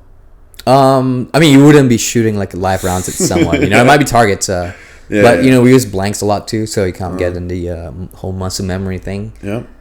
But yeah, it's I would say training is pretty realistic. Yeah. Then when I moved to the US and I joined the Marines, and I realized it's a lot more Let's realistic. get there. Wow. Okay, so let's get there. So that happened. You had the experience in Singapore. You have to do 2 years in Singapore? Yeah, you have to. Yeah. Okay, so 2 years are done, and now you're like, I want to join the Marines, or is there more to that? Yeah, I was still like, it's kind of like I did Singapore Army. I was like, see if you want to. You have to do it anyway. So see if you still want to join the Marines. And I was like, Singapore Army is some stuff I didn't like. Obviously, some stuff I like. I was like, you know what? What if? Because it's conscript army, right? So motivation is a really big issue. You know, as a sergeant, my biggest job is obviously get a mission done, but a really, really big part is people. You know, like, hey, there's this guy here. You know, he's not made for military. You know, he's great. He's a excellent student, maybe excellent musician. You know, he doesn't care about this. He's just like. He's probably a ballerina. Could be too, man. You know. Shout out to the male ballerinas out out to there. Mallarinas. Yeah. Shout out to the Mallarinas, man. You do what you gotta do. That's right. So motivation is a really, really big deal. So, you know, it's like you gotta motivate. You want to make a guy, you know, want to follow you to battle. That's like a big thing. You know, motivation is a big thing. And versus over here, it's like, you know, everybody that wins kind of want to go. You know, a lot of people lose motivation along the way. But like even like where you're starting off, you're starting at such a different line, man. It's an all volunteer army. Exactly, that's a lot different because there's a lot of people in the Singapore and other militaries that they're forced to, so they're not going to be motivated because they're not the kind of people that want to be doing that. So they're like, I don't want to fucking be here. Yeah. So you're saying it's a lot harder to motivate them. Yeah, and Makes you sense. can't really fire them too, you know? It's like you can't just fire this guy in the military. Nah, it's work, man. Yeah. So what happens if they suck? It's just like you just gotta. It's your job as a leader, like, you know, to like minimize. It's like, imagine if you're a boss and you have employees, you know, like you want to limit the damage. If it's a bad employee, you want to like, you know, limit damage. You know, maybe spread the good stuff. What did you learn in that moment of leadership, dealing with these guys who are not motivated? Like, how did you get them motivated, or some of them Dude, just couldn't? I'm still learning, man. I'm still Fair. learning. I Well, think I of learned course. off lessons here and there, but it's not I mean, like, if you're a guy, you just run in like, hey, you know, I'm in charge of you. You're gonna do it this way. It's like you're not gonna go very far like that, man. You gotta work with people and like see what they want. But obviously, you're like in charge too, so you have a responsibility. So I'm still learning, man. I'm still learning. But you think part of it is what, earning their respect? You gotta earn the respect, that's for sure, man. Yeah. It's a big part. How do you do that? Is it just showing them through actions? It could be everything, man. Yeah. Like in the military, like, hey, you know what? We're gonna go run 6 miles tomorrow, and if they're running and you're not running, it's like, dude, bro, come on, man. Right? Yeah. Like, imagine like you're working at McDonald's and the manager like doesn't know how to make a cheeseburger, and he's telling you how to make a cheeseburger. You're like, bro, really? Like, you don't even know how to do this, man. Like, Right? You gotta yeah, see you it. gotta know what you're doing. For starters, you gotta be willing to do it too. Yeah. Yeah, that's like the first step. I say that's the first step, you know. You know, obviously, like, you're in charge of someone, you know, it doesn't mean like, hey, I'm better than you. You know, you're a shitty human being. I'm a good human being. Like, Not at all. If you can be like me, your life will be good. You still be like me. Listen to what I have to say. It's like, no, man, you gotta earn the respect. You gotta talk to them like human being. You gotta. It's a lot of things, man. I think it's different for everyone too. Yeah, true, but also in business, and I think everyone takes it differently for sure. And some people need a little more push than others, and certainly, yeah, and some people, everyone though, I think wants to be talked to like a human, right? Absolutely, man. Absolutely. It's like, everyone wants. I'm sure everybody had experienced like shitty bosses and stuff. Yeah. You know, it's not very far, man. Like, think about it. Like, what's the difference between a really good boss and a really bad boss? Right. It could be so many things, man. But what do you think? Maybe the biggest thing is just respect, right? it's just respect, man. Like, you gotta earn your respect. You know, it's not afraid to get his hand dirty or True. to put his hand on a computer for like desk jobs. yeah, but like really be getting to the work. Yeah, really getting to work. Yeah. Man. Like, knows what he's talking about. He has to be knowledgeable. You know, like you can't be like leading a meeting if you don't even know like what the company is selling. You know? Oh, well said. You gotta be in the trenches to be able to lead. Exactly. For a lot of things. I would say. Yes. There's some jobs I think it's a bit different. Yeah. But to an extent, if you were never in the trenches, you're not going to be able to successfully lead the guy in the trenches. Exactly. Right? Like, you're telling like, it's like you're trying to tell a scientist how to run an experiment. It's like, bro, it's like you cannot mix like chlorine and bleach because it creates like, well, I think no, was it chlorine? I don't like know. It's ammonia and bleach. You can't mix them because you get chlorine, right? Oh, okay. And somebody's like, no, this two cleans really well. Mix them together, see what happens. Like, no, dude, you're just dumb. It's like, not going to work. Yeah, if you tried it before, you'll probably pass out and you'll be like, I'm never going to do that again. You know? So let's get and we've been, I think, better now, and we've been staying more on top of it and stuff. But this is good. So let's keep working through your story because I know you've got so many stories and whatnot. I'm glad you enjoyed that. Yeah, no, I really do, bro. So I want to get to those. So I'm just still, I think everything you've said so far is adding value. Yeah. Next step, you're in Singapore. You're done with your service. Your 2 years. Yeah. Now you're like, I want to go join the Marines in the U.S. But really, what was making you want to do that? I just really enjoy trying new stuff. I feel like going on adventures like all over the world. I'd be trying a lot of new things, which is something I really want. And at that point, you were 20 and had not lived out of your home I was like country. 20. I think almost 21 at a point. And I really like the whole Band of Brothers kind of thing. It's like a lot of things that appeal to me. I'm like, I like this. You know, a lot of things. I'm like, you know, I can work with this. So in your head, you weren't thinking about any other careers. You were thinking military. I didn't think I was going to do the military forever. I'll probably like do it for a few years, but I was like, I really want to do it now. So I was like, I'm going to do it. Then after I left the Singapore Army, I worked a bunch of different jobs, mostly a server at a restaurant. Save up money in Singapore. Still. In Singapore, yeah. And I think I left the Army in December 2010. Okay. Sorry, 2012. 2012 is when you left the Singapore Army. Then and in April 2014, so 5 months later, I bought a one-way ticket and I came to San Diego. Wait, so okay, well, it was a little more. You said 2012, 2014, or 2013? Sorry, 2013. Gotcha. Sorry, 2012 December is when I left Singapore Army. 2013 April, so 5 months later is when I flew over. Okay, so you were doing random restaurant jobs. Yeah. I was mostly one restaurant, but I was working like a bunch of other like gig, event stuff as well. I was working as much saving money, basically. Of course, just random gigs and shit. What kind of food was the restaurant? It was like Mexican, like European food, but Mexican inspired. Bomb, bro. So it's pretty good. Very good food. Good food. Love it. Yeah. Okay, so next step is learn a lot about cooking from that chef too. Oh, really? Yeah. What'd you learn? Shout out to Chef Wee. Chef Wee in the building. Yeah, I don't know. The restaurant has since closed down. I don't know what he's doing right now. Probably never be able to find him again. But damn. Well, Chef Wee, if you are the one listener who happens to be listening today, dude, he was crazy. What did he teach you? Well, let's get in this. We'll get back to the story. Yeah. I feel like there might be some gold here that we don't want to pass. I think it's probably one of the reasons why I enjoy cooking, man. It's like he'll buy, like, he orders food, right? Like he's a head chef, obviously, and he'll get like otherwise known as a sous chef, right? No, sous chef is the second chef. Sous means like under. Who's the main chef? What's the name? It's not head chef. Just call it lead chef. I thought there was another. There's not another name. I don't think so. All right. Maybe there's, but I don't know. Oh no, I thought it was sous chef. Yeah, so pretty sure sous chef. I just literally hit my phone. It was 11:11 right when I looked. So that's lucky. Just saying. Yeah. Oh shit! How long? It's a lucky number. Time did he start the podcast? Oh, I don't know. We don't even need to think about that. Yeah, but he would order like herbs and like microgreens, and it's still like growing. It comes in little pots. Then he's really focused on ingredient. I've seen him like a big piece of salmon, and he just like how he like skins it, guts it, fillet it, and it's like done for chunks of beef as well. I mix like steaks like out of a chunk of, I don't know where, from the cow. What? You know, and he does like, yeah, he buys like a big chunk of meat and he kind of like slice it, makes steaks out of it. Then maybe like some of the smaller bits he'll make like soup or something. It's just amazing. I was just like, he was really scrappy. Scrappy in a good way. Yeah, that's what I mean. Yeah, scrappy's usually a good way. It's a good way. Yeah, he was like, and he was doing so much stuff too, man. He made like foie gras one time, and I was like, what's foie gras? It's like a liver, like duck's liver. It's like a French thing. Which is really weird because we don't really sell, not really French food. Yeah, it was like European food, but it was like Mexican, Spanish influence. Interesting. But it's a bunch of things all over the place, so it's really we had like chicken adobo. What's but chicken we also adobo? had like, it's like chicken. It's like a lot of spices and sauce. It's cooked in like a little plastic bag, and the meat is so soft it peels right off. But we had lamb shank as well. We had steaks and potatoes. So it's all over the place, man. But yeah, he's always like trying.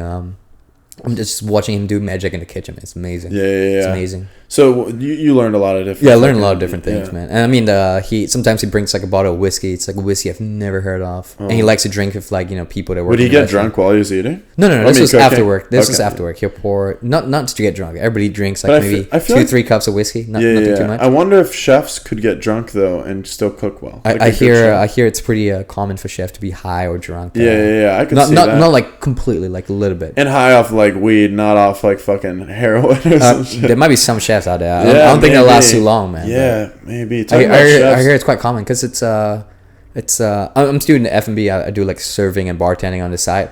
So I go through a lot of kitchens and stuff, and yeah, it's a lot of work, man. It's hard. It's a high pressure environment. It's a battlefield right there. I have heard that chefs often are depressed, and it is a high pressure environment. I mean, look, Anthony Bourdain. Not that was like directly just related to him being a chef, but yeah, I mean, it's a high stress job, man. Like things like fire up, like. And one of the things too is, at least this is what I heard, is that the whole point is they're putting all this love into the food, and they're like not getting any thank yous because they're not really hearing anything usually. I think it might be nice when it's like somebody wants to thank the chef. Like maybe it's nice, but I think it's the chef probably be really annoyed if it's like 20 people taking him away because he's like busy, True. But don't you think that would make him feel better, like to be thanked? You gotta balance it, man. You gotta consider like like, is this like literally the best like on a spaghetti you ever had in life? The only bad thing about us talking about food nonstop, my stomach's literally growling. Yeah, maybe you should move away soon, but you gotta consider it, man. Like the waiter go tell the chef, hey, chef, they don't talk to you. You finish what he's doing. Can you wipe his hands a little bit? Clean up a little bit because they get dirty, right? Yeah. It's like it takes like at least 5 minutes, man, out of the routine. Because you gotta go back, you gotta put on his gloves or a hat again or whatever. It's like if it's a restaurant is busy, it's like are restaurants usually pretty good about using their gloves and whatnot, or are there a decent amount of chefs out there that are like fuck this? And like, it goes both ways, man. It goes both ways. Good point. I mean, obviously, like some things are like universal. It's like if you just cut like meat on the board, don't cut like salad vegetables on it after. It's kind of like recipe for disaster. Yeah. You know? Sometimes the chef will get like a pinch of salt. You know, they don't use gloves. It's fine. You know, it's like if the guy's been cooking all day. Yeah. It's like, I mean, like, I don't know how. I mean, obviously, it's like this. I'm sure the government would agree that it's good to wear gloves all the time, but sometimes small things here and there. It's exactly. not a big deal. I mean, I don't know though. I don't want anyone with dirty hands. I mean, if you're like wiping your ass in the bathroom, you don't wash your hands after. But I think I would say like I'm pretty sure like almost everyone will wash their hands after. Like, I thought you were about to say almost everyone has eaten food that has been cooked by a chef who wiped his ass and didn't clean his hands. Yeah, no. I'm sure like any. I'll say like I'm pretty sure like almost every chef would do that. That's. Or even you, like, you know, if you use the bathroom, you probably like. I would wash my hands. Wash your hands before you. Sure, bro. I'm OCD with it. When I'm, if I'm do cooking, you take some gloves for the kitchen? Oh yeah, no, right? Like I'll touch the fish, wash my hands to then touch the salt and the pepper, and then like if my hand grazes the fish, even when I'm like going like this, I'll then have to wash it again. That's good. I keep washing it. Yeah, I mean it's a little OCD. But I mean, like, a lot of chefs like they hang like a rag or a towel so they clean it. There's paper towels, you know, with their dirty rag. Yeah, dirty rag. Hey, but at least it's good, man. It's like get a bulk of it up. But I'd say like for sure it's I would say like the F&B industry is very very focused on like cleanliness, you know, like it's a very very big focus.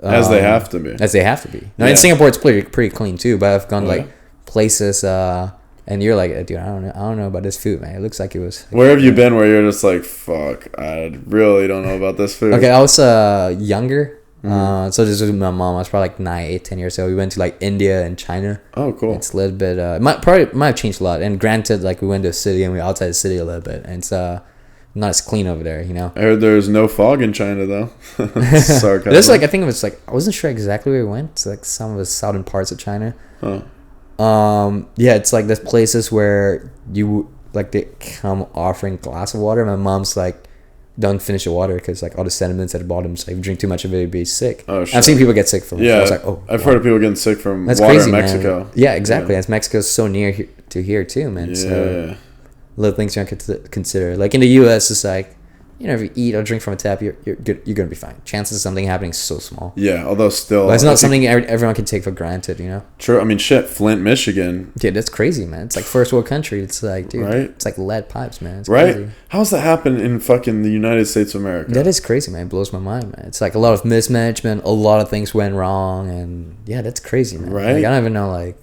Yeah, it's crazy. Something just happened with the governor of Michigan, if I'm remembering right. He was just like honored in some way or some shit. I'm gonna look this up. Yeah, and it was like somewhat, or he just got a big job, and people were, you know, but the governor of the state of Michigan.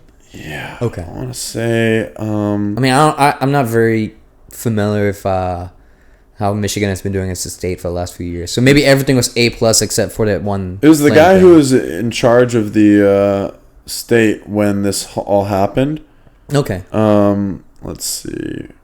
Yeah, okay, boom, found it quick. So former Michigan governor was given the Harvard Fellowship. Oh, which is apparently a big deal, right? Yeah, it sounds pretty important. And so people were really mad about that, obviously, because the Flint thing's not figured out. Oh, and here's an article. It says former Michigan governor withdraws from Harvard Fellowship after backlash. Oh, wow. Interesting. Crazy. Because apparently he didn't manage, very well during that whole situation. Yeah. I'm a Brita guy, by the way. Brita. I got Brita at home, too, man. Do you ever do water bottles, too, though? Or? Oh, I carry a water bottle everywhere. You do? Yeah. So do you purposely drink a certain amount of water a day? I drink a lot of water. Like, How much water do you drink a day? At least like close to a gallon. Really? Yeah, I would say. Especially now since it's like summer. How do you know? Like, I have this like 1 liter. So it's like probably a little bit more than a quart. I go through like 3 and something of that a day. Close to 4 a day. How are you filling it up? Just in the fridge or wherever you're at? No, I have a Brita at home, and we also there's this water store near my house, and you can get it's 25 cents a gallon, so it's like so cheap. Solid. Yeah, we go and get 3 like 15 gallons at a time. Sure, that's water they're selling you? That's water, man. If there's something in the water, it's a good water.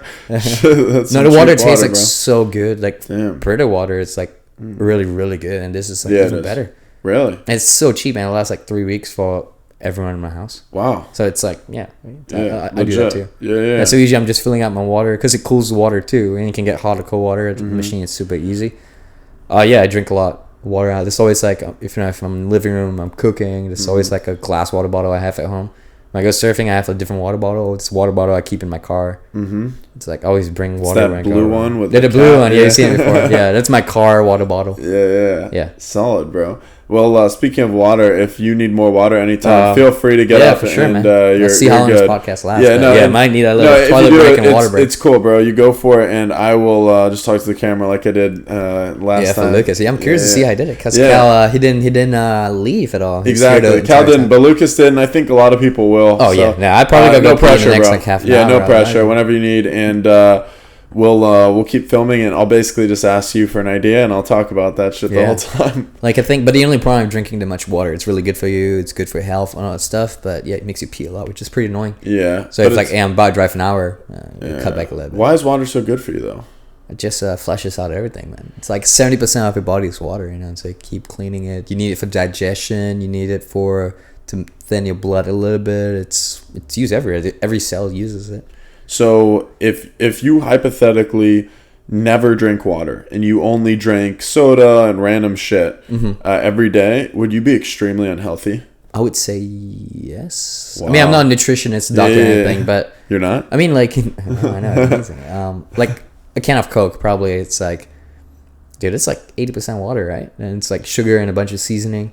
That's like 80% water, but it's like fine, you got water, but it's like all this additional stuff too. It's like, what are you gonna do with like, like an ounce of sugar?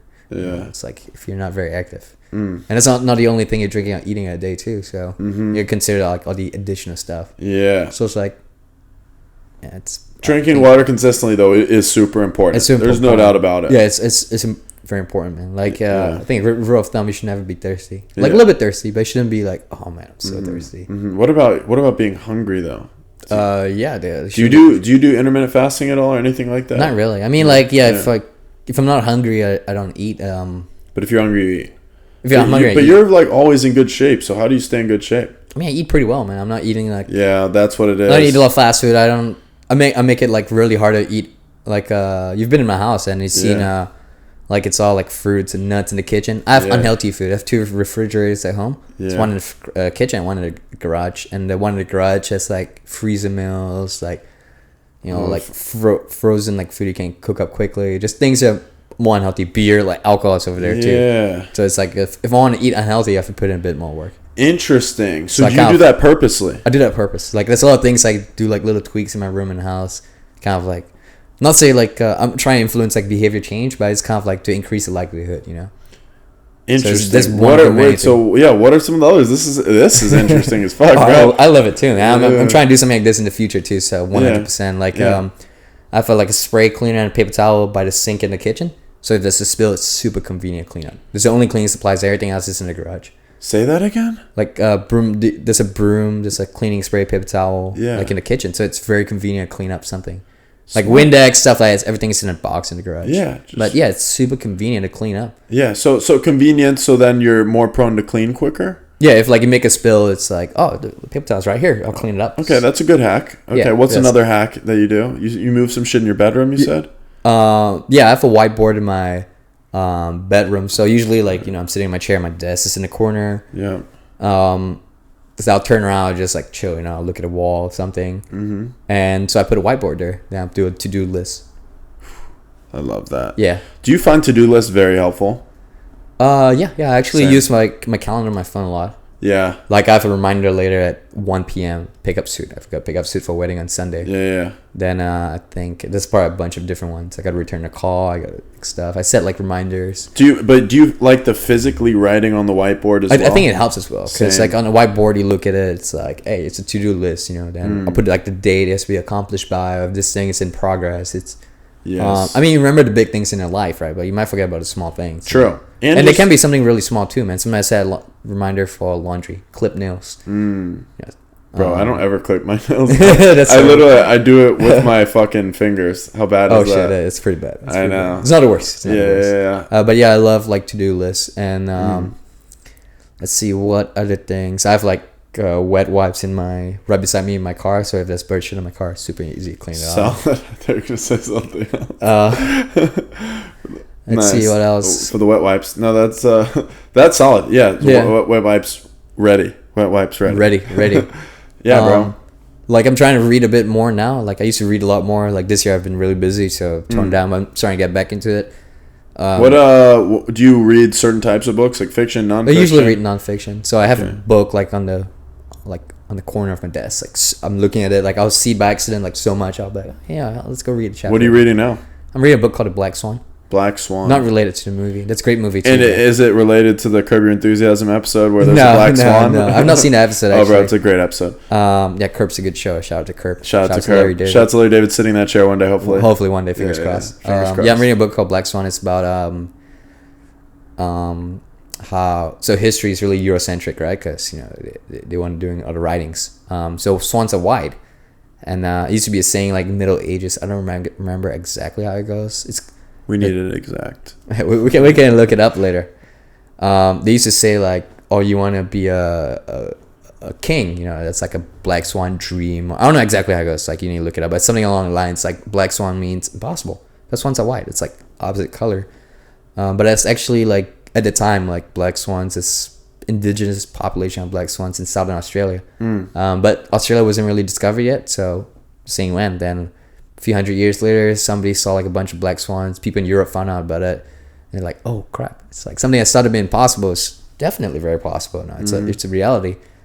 So the black swan theory is written about. It's talking about things that are impossible to predict. And it's like talking about damn the influence on life. Interesting. Yeah, so it's this guy. It's like he's this Lebanese guy.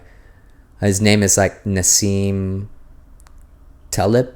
I want to say I think I'm messing with his name a little bit. I'll look it up. Yeah, Nassim Taleb, something like that. Nassim the dream. But yeah, it's like he's talking about how like people think of the impossible all the time. Like you cannot plan something that's impossible, and it could be like Nassim Nicholas Taleb, that guy. Yeah.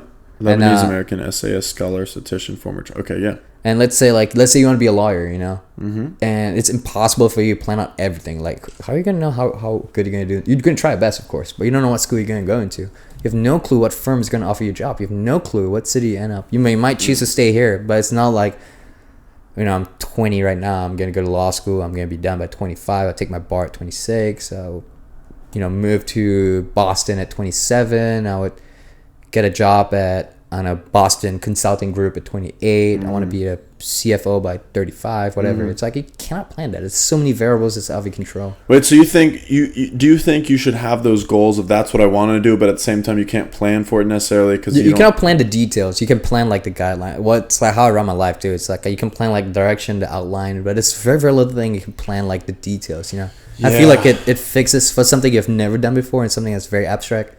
I want to be successful. What is successful? What is success for you?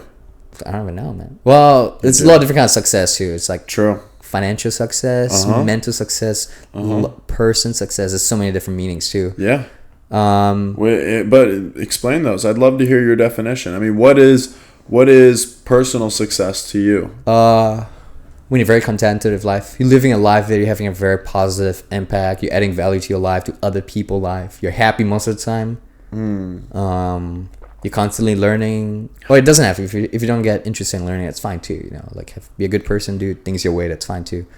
But yeah, let's say you're like a person that likes seeing the fruit of your growth. Maybe grow some things in the backyard. Like grow some tomatoes. It's pretty sick. Maybe have a dog, children. Maybe run a nonprofit. Maybe teach like people how to skateboard or something. It could be anything, but basically where you're adding value to your life for sure and other people's life. You're happy a lot because you're living life properly. That's what I was about to say. How do you good health? Be happy? Good health. Good living situation. Good mental stress. Not too much stress. At least manage them really well. Yeah.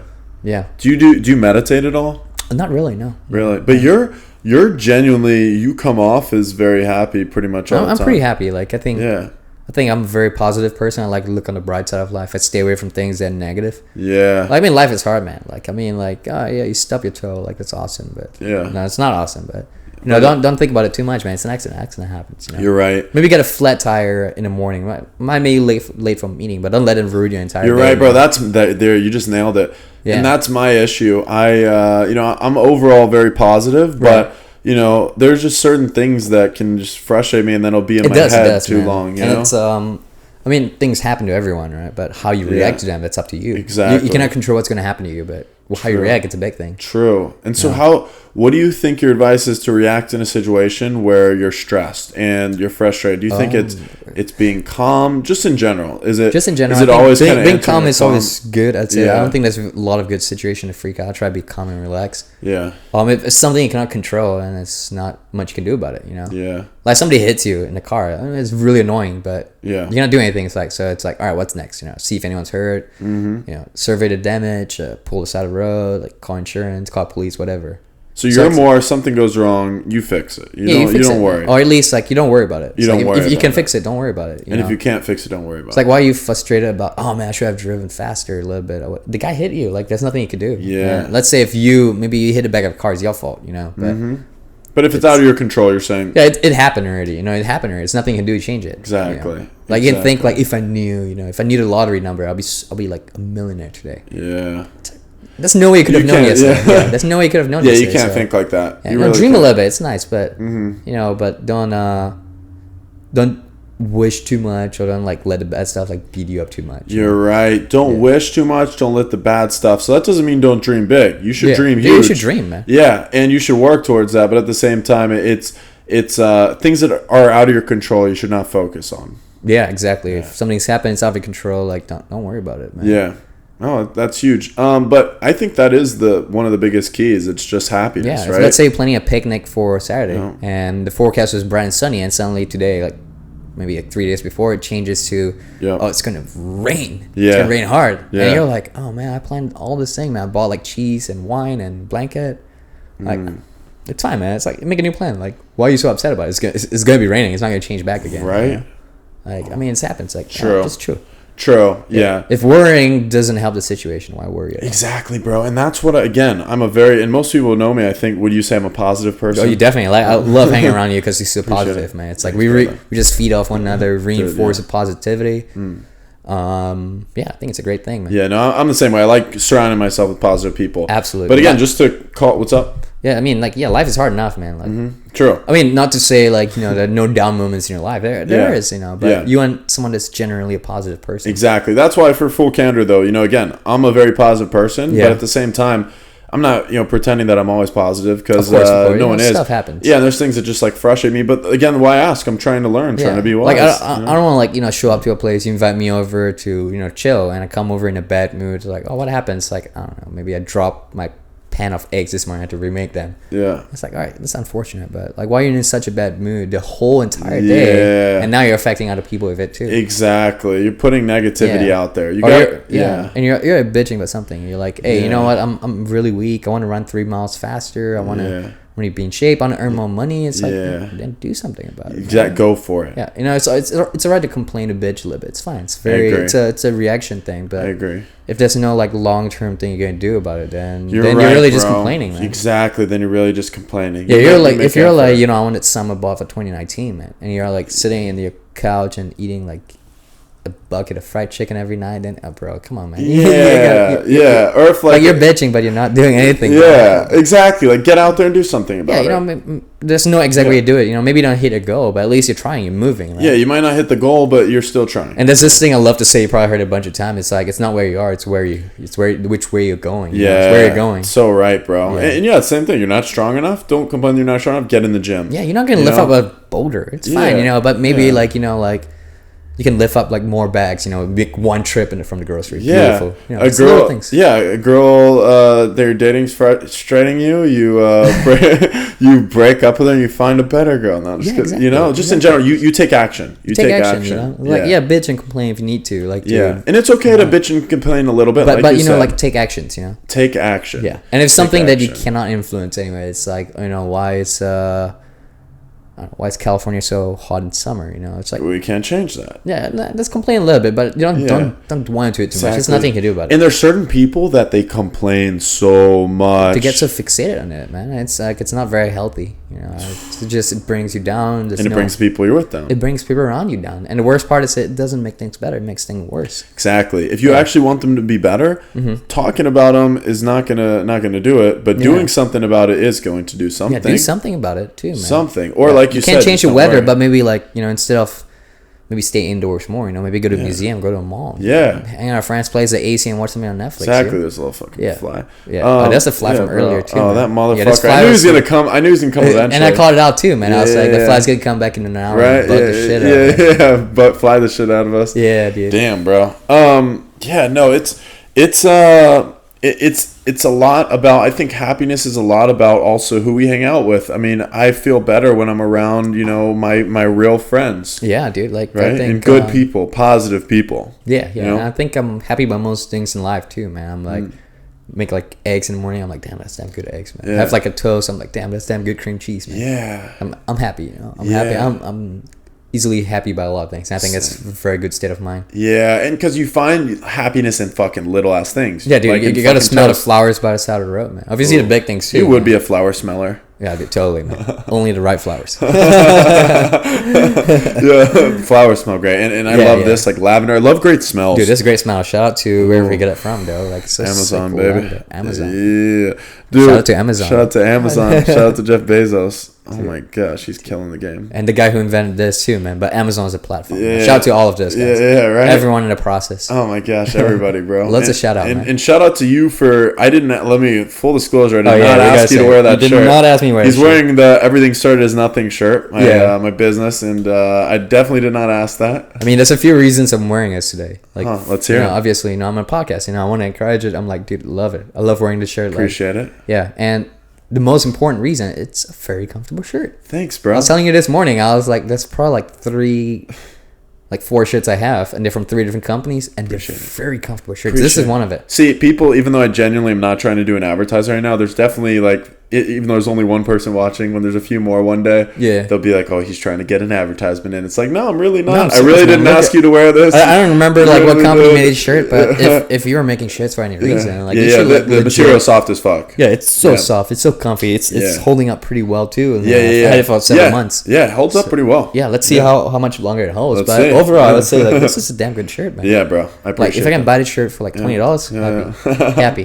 Thanks, bro. So I don't even know. We're sold out right now. Anyways. What t-shirts cost? Sold out. Like a normal t-shirt. They range. Just some t-shirts you can get for like $10, all the way up to like 30, 40, 50. I think it really ranges. Oh, okay, gotcha. Brand names and shit sometimes or more. Yeah, I realize like my favorite shirts are like cheapest shirts. Like a good cotton shirt. Wear it all the time. Buy great fucking stuff at Ross and Marshall's too. Like you can find great stuff there and get deals. Yeah, I go to this. Shouldn't be ashamed of that. There's this Japanese chain called Uniqlo. I get like cotton shirts from them. It's like Uniqlo. And it's like probably $8 for a cotton shirt. So comfortable. Is it? Dude. Do they have a web? Is it Uniqlo.com? Yeah.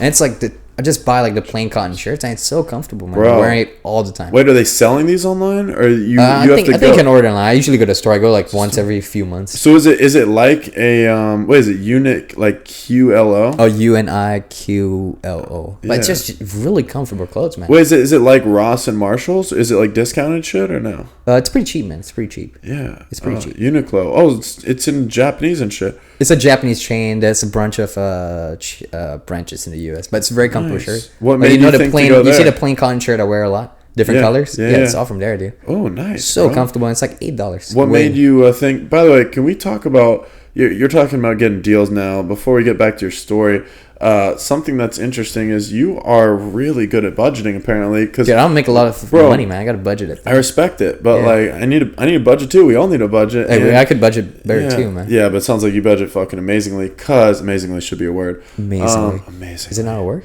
Is it? I don't know. I'm pretty sure it's a word. Yeah. It might be. And when we were at dinner the other night, last week, 2 weeks ago, it was like last weekend, I think. And I thought I was crazy, but Mac agreed. Both of us were in shock. You guys spend too much in stores, man. Yo, I just don't know how you spend so little. I didn't think I was spending that much, and Mac confirmed he spends around the exact same as me. You said that on groceries. I don't know if you're comfortable saying how much you spend a week. About $160 a month on groceries. Bro, that's crazy that you spend $160 a month. Disclaimer aside, so like I work in the F&B industry, so I work maybe like 4 or 5 times a week. So whenever I go there, that's a meal right there. So you're getting 4 or 5 free meals. Yeah, and sometimes I get to bring food home. That's enough extras Yeah. to bring food home. Yeah, So that you could does- consider that's does like change half the the game. meals of the week. Yeah. The food's covered. It's still It's still good. still very low, bro. But things like paper towels, like cleaning supplies. What happens is like You just use T-shirts. no. So Chris, like my roommate, he has a Costco membership, so he buys the thing in bulk and he adds it to like utilities. So I don't buy any cleaning supplies except for myself. A lot of things. Is he adding it super high on the utilities though? Yeah, I should have a breakdown. But no, it's all like pretty reasonable. I pay like $1,000. $100-ish a month, Nice. and that includes like the cleaning lady come once a month, Wi-Fi, sewage, water, and miscellaneous like things we buy for the house. Legit. Yeah, it's pretty good actually. I mean, he's the budgeting king, man. Yeah, right. And a lot of things I buy on like if I buy like a little trash can, I'll buy it on Amazon, so it's not really like I don't consider it groceries bills. So my groceries bills, yeah, it's what pretty do you much like consider grocery? You're not eating the trash can. it's all like think about it, like how much like non-food related things you buy from like Ralph's or something. Yeah. If you buy like This. if you buy like a bunch of like stationery, paper. I don't know if they sell paper, but I'm pretty sure they sell stationery like that. I wouldn't even buy it kind of as groceries because I wouldn't even buy it. What? I buy it from Amazon, so Paper? it's a different. Yeah, if you buy like paper, like files, like pencils.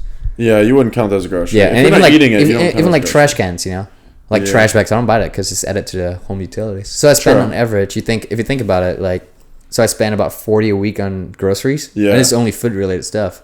Half my meals are covered already. I'll say half. Yeah, My I mean meals are covered. that's a big point. I That's a remember big like point. before you said It's that like originally. 40%. Yeah, Yeah. no, before you said that originally, I was like, bro, you're not eating. No, How there's do you spend no way. Like $40 40 a week, impossible Yeah, in that's California, impossible. especially. Yeah. Like, but think about it. Like 40% of the meals are covered.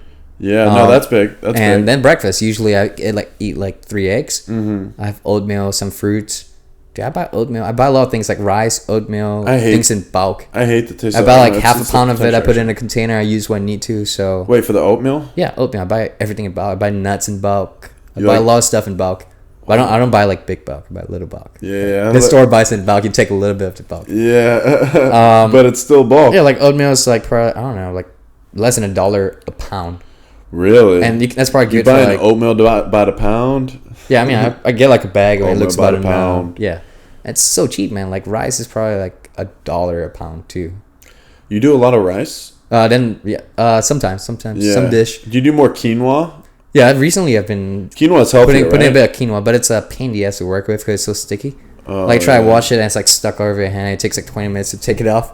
Well, less than that, but it takes a lot of time. It's pretty annoying to work with, but Yeah. it tastes so good and so healthy. Yeah, quinoa is healthy, I've heard. Yeah, and I do a lot of nuts as well, a lot of fruits as well. So you eat nuts throughout the day? Usually in the morning I have a little bit, maybe as a snack in the afternoon. But I You're- like some like roasted almonds, pistachios. Oh, yeah, you're saying that's one of the things that you couldn't do in Cal's diet that he was talking about that you did once? Yeah. Is that you couldn't even flavor the nuts. No, you can't cook anything at all. He's saying Yeah, it's like that's crazy. diet where you cannot cook anything, which is just ridiculous. You cannot roast Yeah. anything. Yeah. Shout out to Cal, we love you, bro. Yeah, we love you, bro. Yeah. We just hanging out with you last night, this morning. Yeah. But, no, but the diet sounds lit. But he did say like it was Could never do that. unsustainable. Yeah. And I when he was couldn't. saying diet, like when people say diet, I'm like, oh, you're gonna change your style of eating. For some people, it's more of a cleanse. You know, go on a diet for like maybe 2 days, 3 days, Yeah. maybe 24 hours. That's different. That's more of a cleanse. Oh, you're in a diet. Yeah, it's not wrong. You're in a diet, but it's more of a cleanse. When you Yeah. say diet, I'm thinking like, oh, I eat like that every day. Yeah. Yeah. But imagine eating like that, man, for even a few weeks or some shit. Oh, I couldn't. Yeah, I don't but know. I mean, on that, well, sorry, keep going. no, sorry. So if you think about it, like sort of morning, like the biggest and most expensive thing of my groceries are eggs. That's the Which most probably- expensive thing? Bro, what about, like, do you buy chicken? Well, I'm thinking like breakfast. Like Okay, yeah, breakfast. yeah. Yeah, but yeah, buy yeah, I don't. It doesn't cost a lot, man. Like on yesterday. Yesterday was it yesterday? The day before, I made like a Japanese curry, and with rice, quinoa, some vegetables, and some chicken. So I spent probably about chicken is probably like $4 for like a pound and change. Okay. Then the Japanese curry set was probably like $2. Yeah. Then rice was like, bro, it's probably 80 cents. And how much did that last you? How long did that That was last? probably enough for like 4 meals. Wow. So think about it. That's probably like $3 a meal if you think about it. Wow. I mean, salt and pepper, that thing's like so cheap, you know. Like, I eat in such bulk. That's part of my issue. Like, when I eat a lot too, man. I mean, Yeah. I'm not buying like, you know, it's like this chicken, this cow is like, fed like beer every day. It's like massage. This tea is picked by from the highest mountain in Nepal or something. I'm about like it's not stuff. There's some things I wouldn't buy cheap for, like floss. It's floss that breaks. Like one ply toilet paper. No. Wait, so when you're not getting 40% of your meals covered though, are you?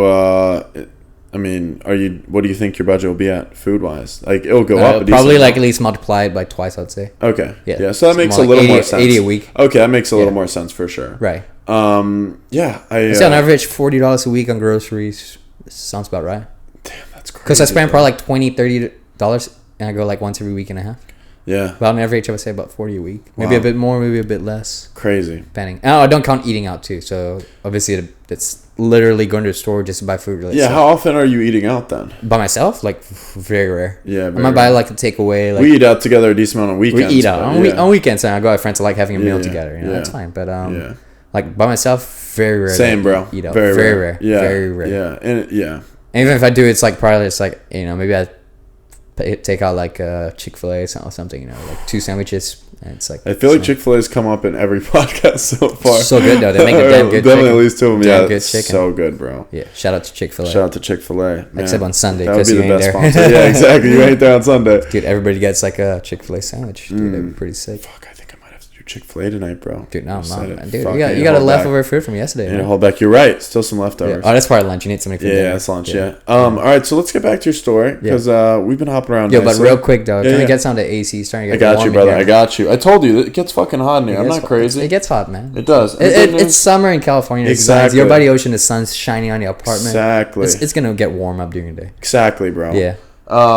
Yeah, it's funny. I was thinking like if I got an AC, portable AC, that it would be fairly cold in here. That's pretty loud. Sorry, guys. We'll get used to it. Yeah, exactly. Get used. I'm already used to it. You're used to it. I'll talk a little bit closer to the mic. So nice, appreciate it. Yeah, and that's a nice thing to consider as well. But it's the thing. It is what it is. It's necessary. Yeah, but it's real hot in here sometimes. To cap up the groceries thing, my baseline, my baseline is like. I don't spend a lot of money, I spend money doing things I like, like diving, skiing, surfing, like going out with friends. Yeah, keep going. But my baseline, like day-to-day life, I spend very little money. Yeah. You've seen the car I drive. It's a 2007 Kia Optima. Bentley convertible, man. Yeah, it's like a car I bought on Craigslist for $3,200 like 3 years ago, man. Oh, you're scrappy, bro. Scrappy, man. Scrappy. You really are scrappy. Yeah. You do you feel like you'd want nice things in life? You just don't. I do. Them? I appreciate a lot of nice things, but you definitely don't need them. Yeah, I don't need them. Like, how many things do you really need?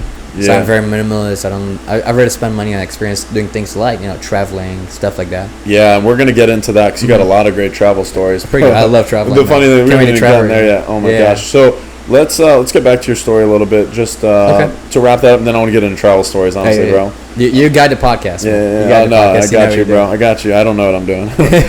Nobody knows what they do. Yeah, I'm just learning, and I'd like to think I'm doing a half decent job at best, but we'll see. No, that's pretty good, man. I mean, I've listened to one of podcasts, and it's pretty good, man. Appreciate it, bro. And I was saying I learned a lot from Cal. I was like, dude, that's a pretty cool guy, man. Cal's so interesting, bro. Yeah, dude, so many. He's got a lot of value, as do you. Definitely a lot of value. Definitely. Yeah, bro. No, I think all these podcasts should be pretty interesting. They should be. We're going all over the place in a lot of topics. You guide them. You ask the right questions. I try. You see something interesting, and you're like, hey, let's dig down on that. Dig down a little bit. Yeah, bro. Because ask a couple more questions. Yeah, I'm curious as fuck. Yeah. So let's go back a little bit. So you were in Singapore for 2 years in the military. Obviously, you grew up there, so you're there for 20 years total, 21 years. Then you're like, I want to fucking blow some more shit up, and and I want to explore more. Yeah. And so why don't I move to the U.S. because I am also a U.S. citizen? Yeah. And join the military there. Is that right, or is there anything else I'm missing? Pretty much around there. Am I missing anything? I mean, it's not really like blow shit up. It's more like I want to experience more stuff, But I mean, like that involves blowing shit up too, because it's pretty fun. But you thought experiencing more stuff? It's like it's just the adventure that awaits. I think it's one of the biggest appeal. And I'm like, all right, that sounds pretty sick, man. And it's really unfortunate because I had LASIK probably a few months before I moved over. And when I came over, I realized I couldn't join. Because they're like, oh, it's like, you could join. Like, everything's perfect. It's just LASIK. It's like, you had it only a few months ago. We want to make sure your eyesight's stable, So we need to wait, like, a while, take a test every 3 months, see if the eyesight is stable. Like if it's not stable, you know, it's like if you get hit, it might affect your vision, you know. And it's like something. It makes sense that they don't want it. So I was like, oh shit. Every 3 months, how many times though? I don't know exactly. It might be every 4 months, but I know like in the end, ended up waiting like a year. Really? From the first time I went to the recruiter's office, which was probably like a few days after I flew here. Wow. So I was like, oh shit. So I mean, it's cool, man. I picked up a part-time job. I went to school even for a little bit. What was the part-time job? Restaurant? Yeah, I was. I did like a lot of things, man. I was just hustling. I was doing serving and bartending too. Actually, the same company I work with now did a branch in San Diego. I was the guy that goes to bars, restaurant, and I asked for a beer because I look pretty young. I was like 23, I think, but I look like 19, 20. Yeah. I asked for a beer, and if they serve me a beer without IDing me, I leave a card there. I make a note. Wait, what note? No, I just make a note like this restaurant, you know, I didn't ID me. This 7-Eleven, they didn't ask me before I buy a pack of cigarettes, you know, things like that. Wait, what was the point of those notes? What were the point of those it's run by a private company, you know, like maybe, say, McDonald's. No, McDonald's doesn't serve alcohol. Say 7-Eleven. Yeah. You know, they're getting complaints that, hey, you know, this kid bought a pack of smokes from your branches, man.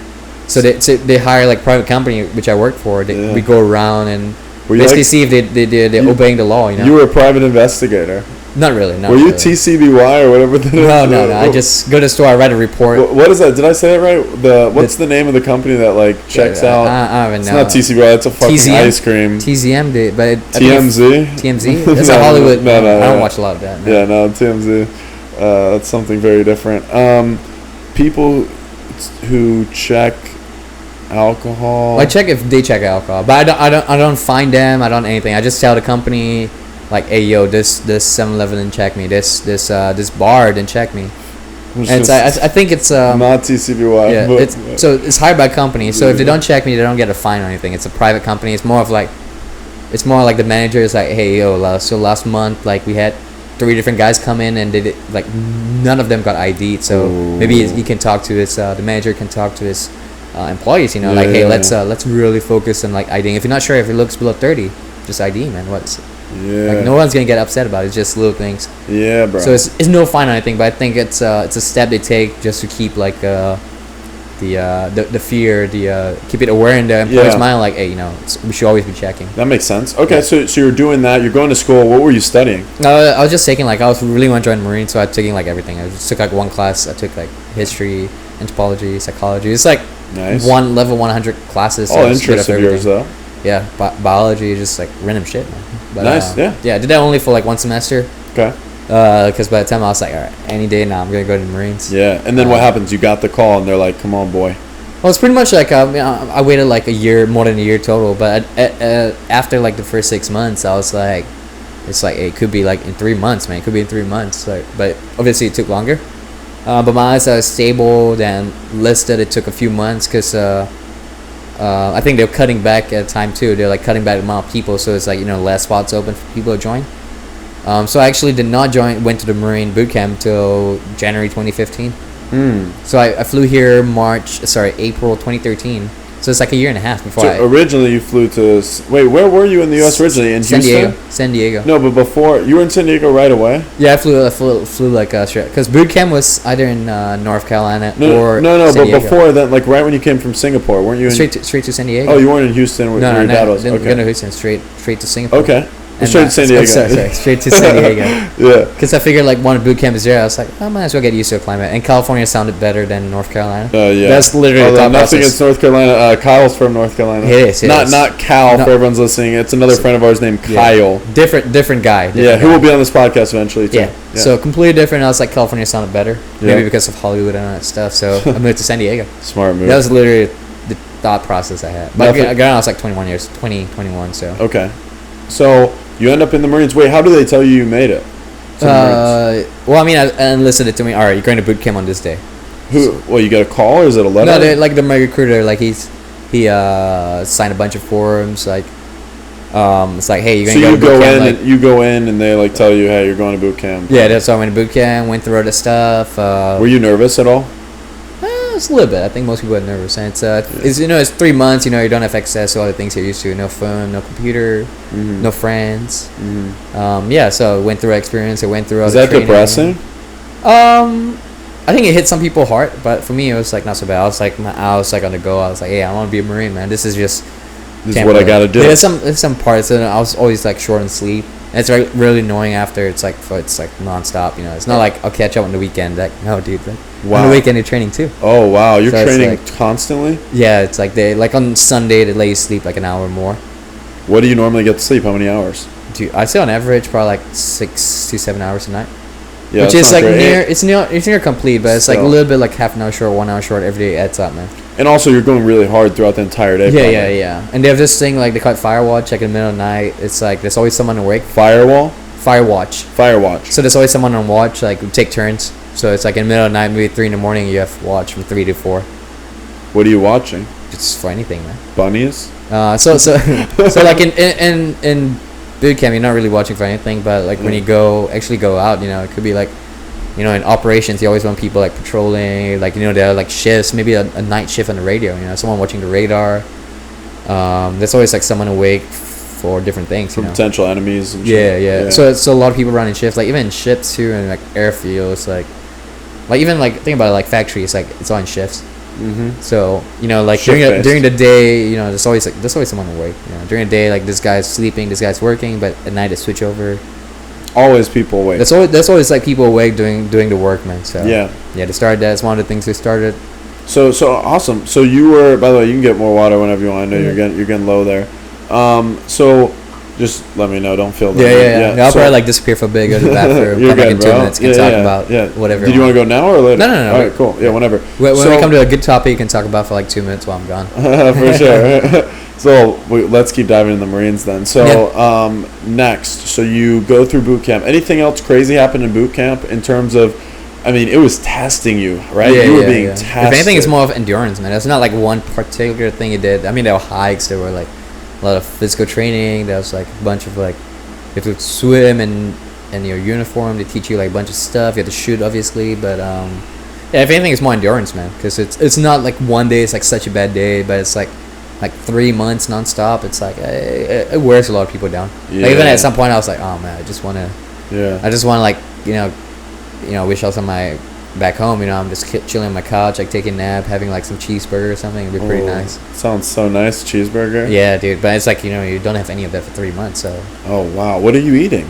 They have like a mess hall there, so the food's like decent, but it's not fantastic. It's decent. Yeah. But it's like I think it's purposely that way. You know, like maybe a little bit less salt, less bit salt. They don't want diet's like a very big part of it when they make milk. They want to make it as tasty as possible for as cheap as possible. And of course, like, you know, like not too unhealthy. You know, that you want your salads, your vegetables, your protein, your carbs, you want everything. So it's like it's very it's a lot of thought process in mind. But then again, of course, you know, they don't want to spend a lot of money, so that's a really big driving force too. So. Yeah, so they're saving money. I mean, this is not Google, man. It's spending like you're not getting California roll for lunch, man. No, they probably got like rice and some like beef stew and maybe some greens, man. That's damn. And does that make it even harder? Like, do you think it would be easier if you were getting fed really great food all the time? It's just physically unrealistic, you know. If like the money has to come somewhere. If they feed you really good, great, and probably like where you're staying is not as good, you know. Probably you get paid less, so the money's got to come from somewhere. Good point. There are always places to pull, but I think it's. But shouldn't we make sure that our military gets fed well? We're fed well, but I think the food quality could definitely be a bit better. Well, but there's some meals which are really good though. Okay. Yeah. Shout out to the chefs who are working. You know, they're not working in a fancy restaurant or anything. You know, maybe they're cooking for a company, for even for prisoners, man. Like, you know, like shout out to the guys who are working like on the low cooking job, but for the guys who try, man. For the guys who try, you know, like hey, you know, maybe I'll put a bit of garlic sauce, some like Creole seasoning on the fries. You know, it's little things, man. Yeah, it's a little shit that makes food taste way better. Exactly. Yeah. So shout out to those guys, man. Shout out to those guys. You have a lot of respect for those guys because you worked alongside them. Yeah, I work alongside, so lots of respect, man. Lots of respect for them. Yeah. So in boot camp, they're trying to fucking break you down, right? Yeah, they try to break you down. And how do they do that? They build you up. I mean, like... Is it mental? Way more than physical? Oh, absolutely. 100%, man. 100%. I mean, obviously, you're taken away from a environment you're familiar with, a new environment. You have so much to do, so much to learn. You know, you have to get in shape quickly. You have to learn all these things. It's definitely more mental than anything else. And how do you mentally get through that? Do you just tell yourself... This is temporary? Do you tell yourself it's worth it? I don't know what people are doing. No, but for you personally. Yeah, I was like, dude, I want to be a Marine. It's my goal. Like, what's so bad about? Yeah, you're a little bit tired, maybe a little bit hungry, but you're fine, dude. Just keep pushing. Eyes on the goals. And the really big saying they have in boot camp is chow. We call it chow, like getting food chow. So we say chow to chow, Sunday to Sunday. So you're not thinking like, oh god, there's 2 more months of this. Like, oh my god, yeah, it's gonna be hard. But I think like, hey, dude, lunch is 2 hours away, man. Can I have a little break? Sit down, eat your food for a little bit. So you're thinking, correct me if I'm mischaracterizing, but you're saying you're thinking very short term. You're thinking like short term. That's a long term like guiding principle, but you're thinking like, hey, chow to chow, Sunday to Sunday, night to night. Like you're keeping an eye. You break your goal down to something more manageable, and then it becomes less overwhelming. It's less overwhelming. Like if you think about it, let's say like your goal is to be a millionaire by, I don't know, 35, 40, whatever, and you're like, oh shit, I'm like 29, I'm 34 and I only have like $5 in the bank, man. Like, yeah, and you start freaking out. But you think about it, you're like, you know what? Let's the start's probably gonna get small. Like I would say like probably making the first 100,000 is probably harder than making like 900,000 to 1 million. I argue the first 100,000 is probably the hardest. The first step is always the hardest. For sure. Yeah. So you gotta break it down. So then break down that 100 into. First 100, first 1,000. Yeah, like how are you gonna do it, man? Like, are you gonna start a company? Are you gonna get a very well-paying job? Are you gonna take bribes? You gotta think about it. It's things you gotta think about. True, bro. Yeah. You're gonna see your options. You're gonna game plan. It's that. So it's the small goals and how do I reach those small goals and bigger guiding ones. principles, but like definitely small goals, man. Yeah, small goals, man. Reaching the 500, the 1,000, the 2,500. Like if you try and get the sum and bod, maybe like, hey, start. I want to lose 40 pounds, man. So maybe like I lose like 2 pounds a week. Keep your eyes on the goal, man. Yeah, bro. Keep your eyes on the goal. Keep your eyes on the goals. I do think that helps a lot to break down your goals to more manageable goals, and then it's not so overwhelming. Of holy shit, I'm nowhere near this end goal. It is. Yeah, you're not gonna be near like for most of the journey, man. Exactly. Good point. You're not gonna be near your end goal for most of your journey. Yeah. Not remotely. So only towards the end, you're like, oh, yeah, thank God. Exactly. So if you're gonna be far, then you might as well have goals along the way, so you can feel the levels of progress to make you keep going. I love it too, man. Like, obviously I was working for years, right? And I just started going back to school again. And I actually kind of like it. It's a very fast, like, feedback environment. I hand in the essay. I work really hard for the essay. I get an A. I'm like, hell yeah. My goal is, like, I want to get an A at the end of the semester. I break it down, like, hey, yo, the midterms, man. We got to be excelling in that stuff. The first test, maybe I didn't do so well. I'm like, hey, yo, you got to pick up your socks, man. Oh, I did really well. You're like, all right, let's try to get, like I remember a really big thing in school was like it was just a few months ago too. I was like, hey, you know what? I got a 94% this stuff, but what if I mess up in the finals? So I want to get as big of a buffer as possible. It's putting in the work. It's putting the work. Putting in the consistent work. Man. Yeah. Yeah, it's the little baby steps that finally add up. Man. They add up.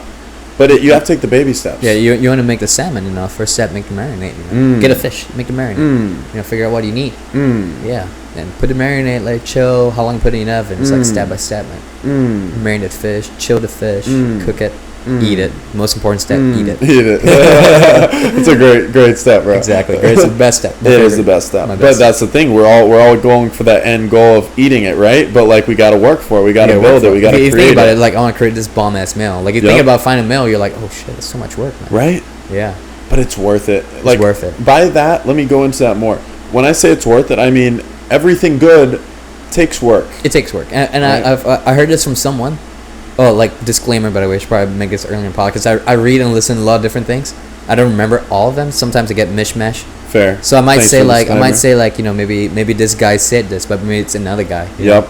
Or maybe like I'm saying this thing and I'm like, dude, that's a good point, man. It's like, oh yeah, because it's on a TAT podcast I heard like a month ago.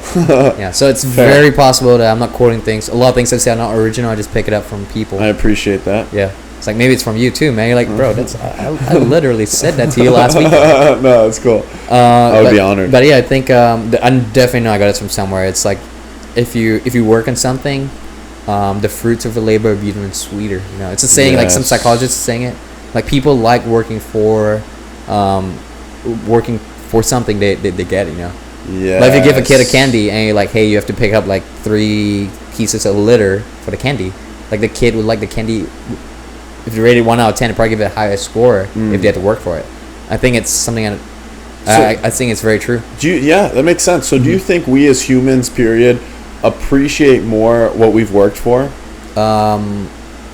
I mean, I think it's something like you could always appreciate more. It's kind of like, could you exercise more? You could always exercise a bit more. Unless it's some crazy. Could you eat better? But I'm Could you saying, save like, more money? in life, though, the things that we do have or achieve or possess or achieve, do we appreciate those that we have worked harder for rather than the things that may have come easier, do you think? I think in general we appreciate more. I think if people appreciate more of what they work for, even the small stuff, I think is that almost like it's something that you should encourage, you know. Yeah. Like you might be like a really fat guy, like, oh, I want to look good, and people are like, oh man, you're like, dude, you lose like 100 pounds, man. Yeah. But you're like, you know, standing on the weight limit. You know, I lost a pound this week. I lost 2 pounds this week. It's like it's something that should be encouraged, you know. Yeah. Yeah. It's do like you think you should be encouraging that. Your family should be encouraging. Your friends should be encouraging it.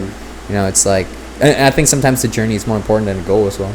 Oh, true. 100%, dude. Yeah, the journey is more important than the goal. I've heard that a lot, and I believe it, but I can't say that I feel it every moment. And what I mean by that is I do believe it. I think the journey is more important. It's what gets us hopefully to the goal. Yeah. It's what most of our time is. It's on the actual journey. Yeah. So we got to appreciate the journey. Like, it's a very, very short moment. Like, let's say you're trying to get a first million.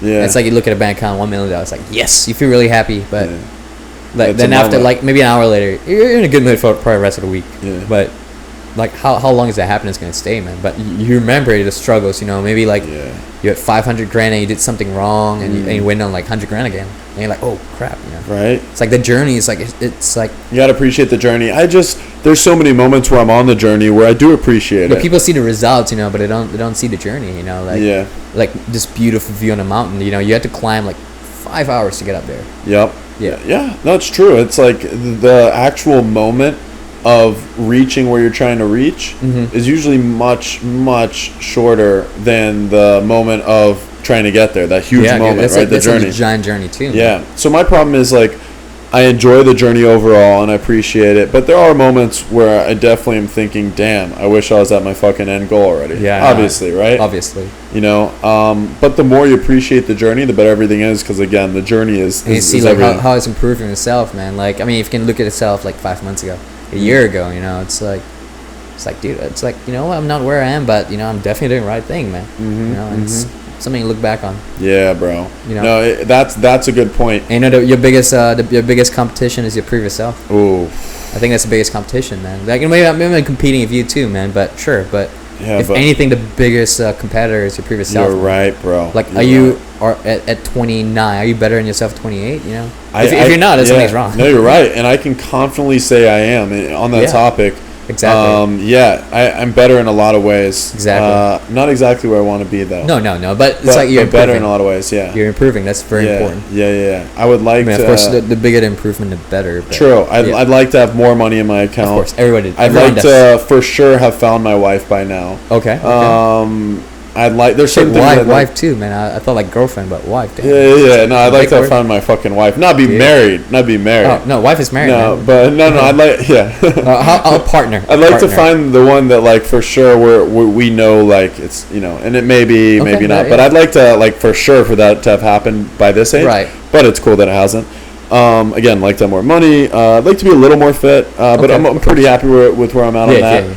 Be very happy. I'm really happy. And you should be too, man. Yeah, like, I'm inspired by your life, man. I'm like, dude, I want to be like this guy. No, not at all, bro. 100%, man. Yeah. I appreciate it. Yeah. What inspires you?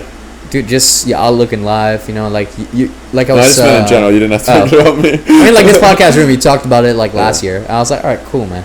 Yeah. And now then in the last few months it started ramping up. You're like, oh, Diego's moving up. I'm buying all this stuff, and now we're having a podcast in this room, man. Bro. That's pretty impressive. Appreciate it, bro. Yeah, that's pretty sick, man. Yeah, I like to think shit and make it happen. I just think exactly. That's what we have to do in life. You know, have to think shit and make it happen. Exactly, bro. Because we get two choices.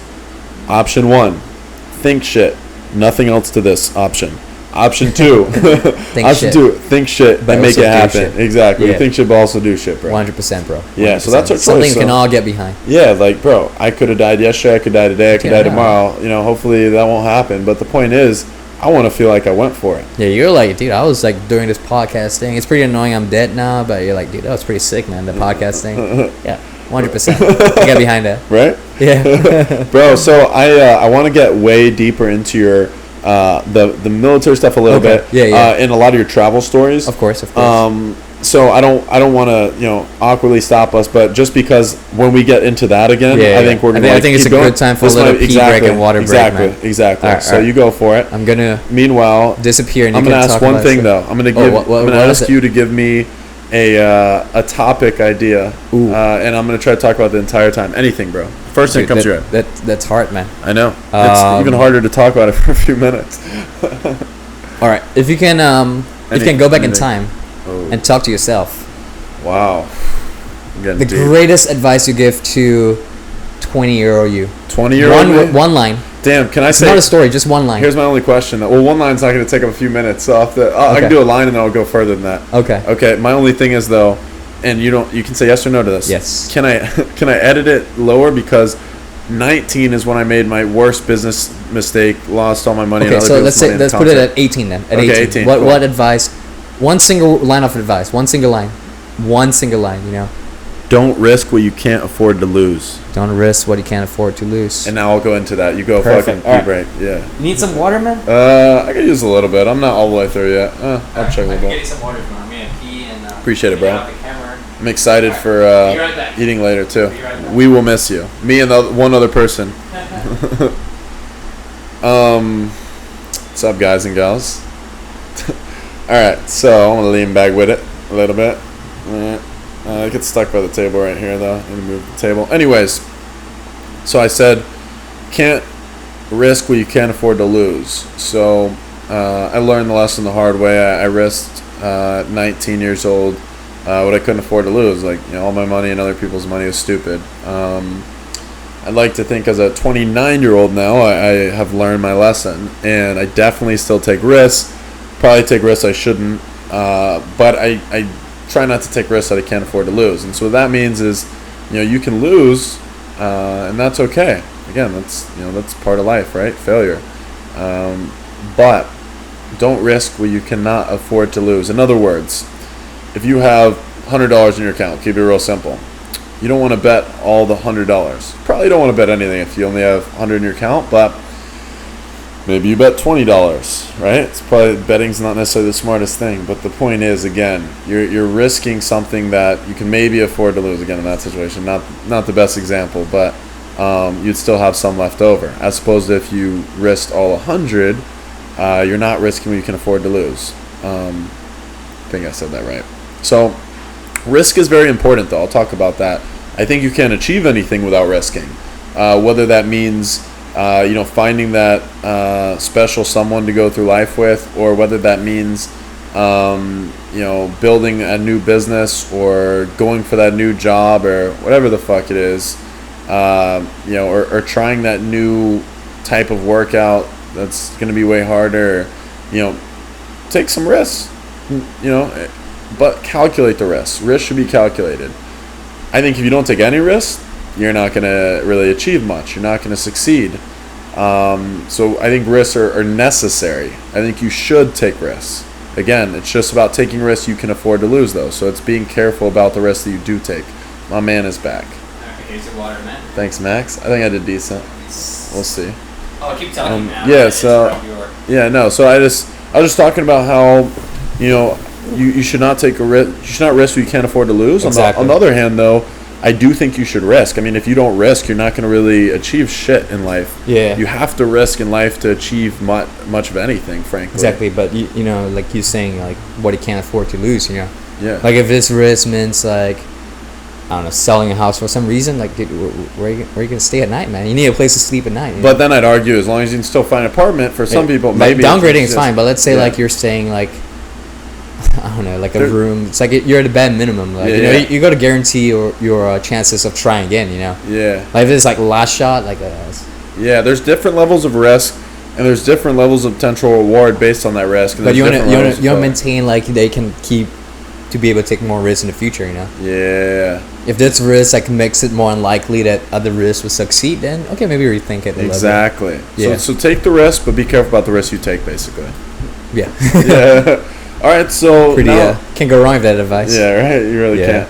So now let's dive back in your story. We're gonna get through that, and then we're gonna get to the travel shit. All right, man. All right, so here we go. Boom. So your story. You are now in San Diego. You went Marines. through in the Marines. Yeah. And you've gone through boot camp. Well, first, anything else about boot camp? That, I mean, in hindsight, like boot camp was a big deal at the time, but like the most tired I've ever been was in boot camp. The hardest thing I've ever done was in boot camp. Like boot camp is nothing really after, I would say. Yeah. After the real deal. Okay. After the real deal. So boot camp happened. Boot camp's over. Did you feel like you were pretty fucking? Oh yeah, cut up? I was pretty happy. I was like, yes. Yeah. Very happy. Accomplished my goal. And physically, you were probably pretty fucking. Yeah, I was pretty good shape at the time too. Yeah. So then next step is, you personally got to go find, even though he's already dead, Osama bin Laden and kill him. Yeah, he's very dead by that point. Yeah. But, yeah, I mean, after that, I was in infantry. I want to be infantry. I feel like. Why did you want to be in infantry? Because you're crazy. Yeah, I feel like that's where I get the best experience. Bro, like, that's I was so all about the experience, right? That's like, crazy. so I was like infantry, marine. I was like, yeah, that's pretty much not much. That's where the experience are, you know. So it's like where the experiences are. That's so funny. Most people wouldn't think about it like that. Well, it really depends for everyone else, you know. True. Like, I've done like some pretty weird stuff, you know. Like some I've probably told you about before. So Let's hear it. yeah, it's mean like we did like the worst month of my life was in this place called Bridgeport. Oh, it was terrible. Bridgeport. It's like up in the mountains in Northern California. It's like we did mountain warfare there. Oh, this shit with the Humvee and shit. Yeah, we had a little bit of Humvee, but not so much I because don't know if mountain this was is the mostly it's mostly too the roads. Mountain's too high, Bro, too steep. you were telling me a story once though. You were in like a Humvee and Just kind of like flipping over. yeah. I was in a alright, Humvee once. we'll They get caught on into fire that. too. Oh my! I didn't know that. All right, Yeah, that we'll was get into somewhere else. That was somewhere else. We're getting that. Don't forget that. All right, so let's stay on this in Bridgeport. Yeah, it was like we went in October, the entire month of October, and it technically wasn't considered winter yet. The winter package starts, so it runs year round, right? And You I were think just going to relax and get massages and shit. No, right? no. I mean, we know we're gonna be hustling there. It's like, but I think from April to October, it's they consider the summer mountain package.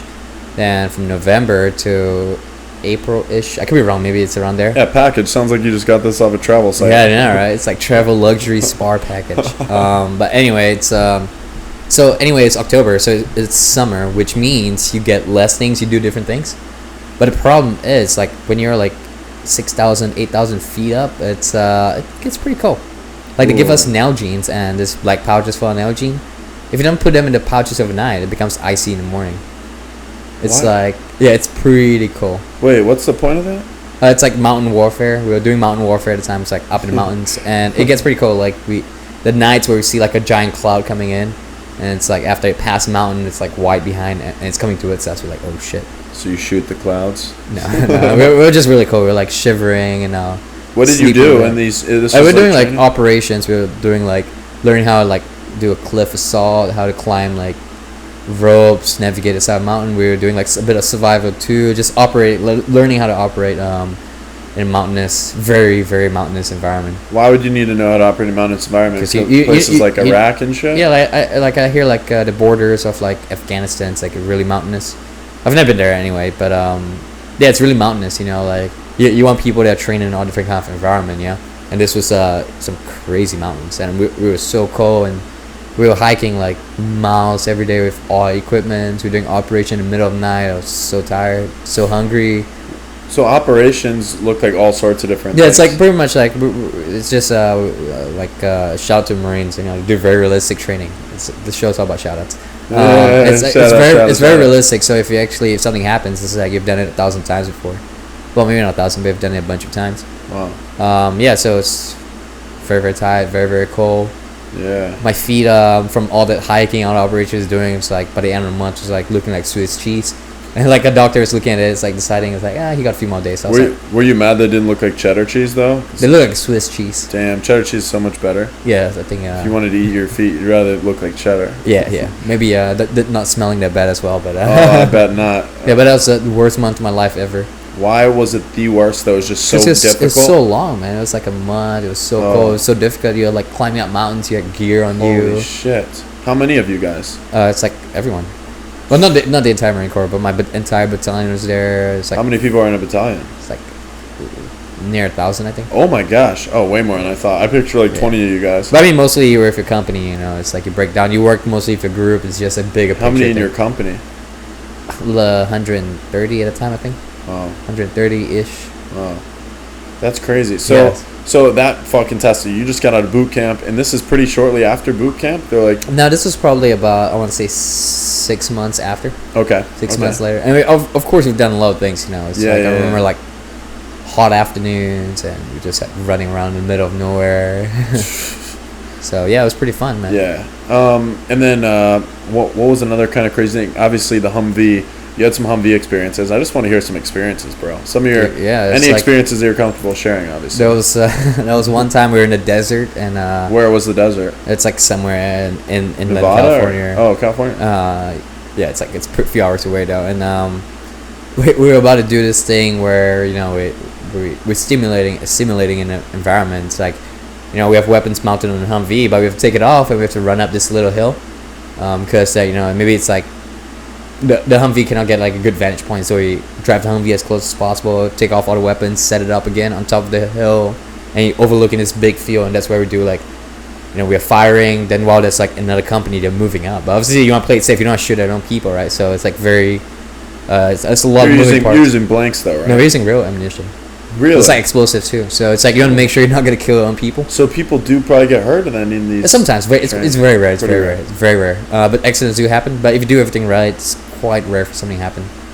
You know, you have to fire. You have to know, like, are you firing like a machine gun? You know, like, you're not gonna dip below this level. Yeah. And you have to look out for like the lead guy is like, you know, like you're not looking because you're busy firing. Yeah. But like somebody, a team leader who's beside you, who's gonna be looking out. It's like, all right, adjust. You know, 30 to the right because they're moving forward. It's like a lot of moving parts together. Yeah. And so we're about to do that. You know, like bring our weapons up, and it's probably like a few minutes away from starting, and suddenly the Humvee caught fire. How did the Humvee just? It was an electrical fire. It must be like a wire loose or something. It just randomly caught It's fire. an electrical fire too. Were you so in it? I was in it. Like the 4 of us in it. And How much fire was there? It's electrical. So like within like 2 seconds, it was like probably like the size of this table. It's like Holy the front shit. console is just like started on fire. I was the gunner at the point, so I was standing in the middle of Humvee like with weapons up there. Then I saw smoke. I was like, what the hell? I looked down and I saw fire. I was like, oh shit. Did you at any point think like this is a test for us or some shit? No, I knew it was a Humvee fire. It's not like I know like nobody opened fire on anything. It's just like it's a fire in a vehicle. You know, and it was that fast. I was like, it must be electrical fire. I was like, shit, man. Still. So I had to get out. What did you do? Get out.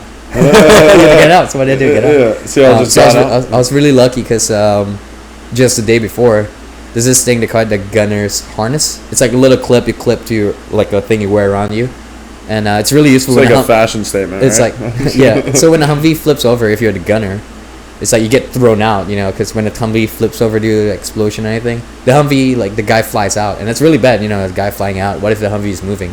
You know, you don't even realize the guy got left out. Then you might, if the Humvee is like flipping over, the guy might get crushed. So you don't want the guy to fly off the Humvee. That's a pretty bad thing.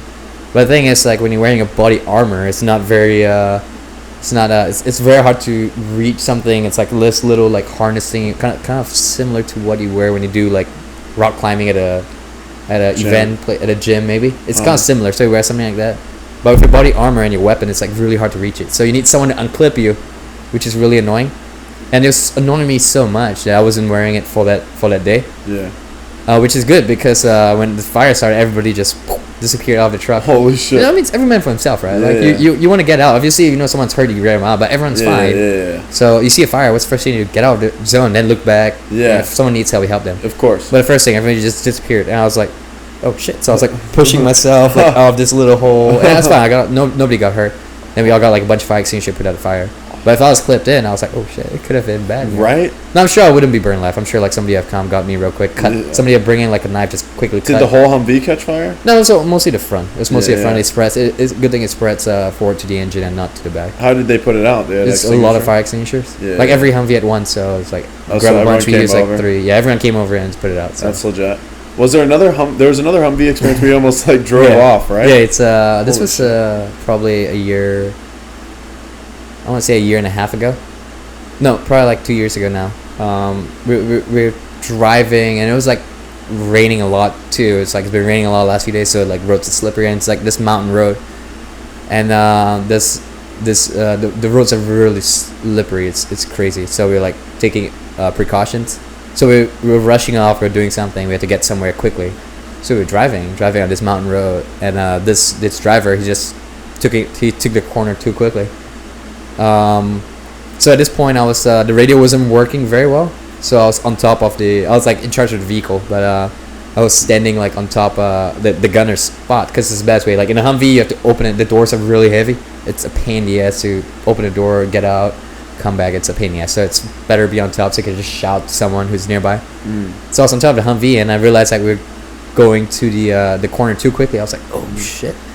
So it's like near the edge of a cliff, but a good thing is like there's a little like trench on the side. Then there's like a mound of dirt.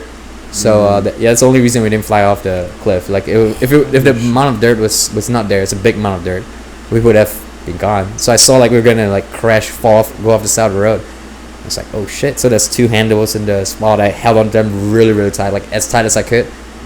And then the whole thing happened so quickly. Like we went off the side of the road. Like somebody had to come pull us out, but we were fine. Do you think you were gonna die? I didn't think we were gonna die, but I was like, oh shit. I was like, I don't know what's gonna happen, but I was like, you know, like whatever happens, I don't want to fly out, because if I wasn't holding the thing, I probably might get enough energy to like go over the mountain and just fall off this cliff, roll down this cliff ish. Bro. So I was holding really tight, and I came to the side, and obviously we hit like the mound of dirt, so it's like side of the body's like slam against the side of the Humvee. Everyone was rolling around. It's like things were flying everywhere. Most things were fastened down, but things were flying everywhere. And there was a machine gun in front of me, and my head came forward, so I hit my teeth. Like half my front teeth is fake actually. Yeah. Like it hit the. I was always wondering. It hit a machine gun, and it came off the mound, and it's like hanging off. Like I was like on the side of the turret. Of the mountain. Yeah, well, off the mountain. It's like, and we were in the mountain of dirt. We were like in the trench kind of thing, so we were fine. Like everyone came out. It's a lot of smoke.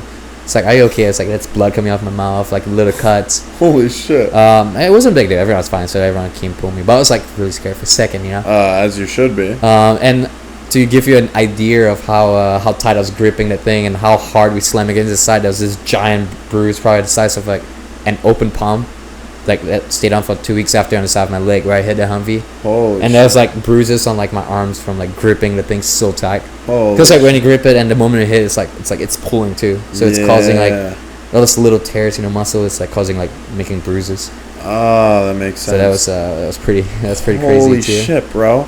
And then you also had that crazy helicopter. Oh yeah, it became a regulation somewhere last year.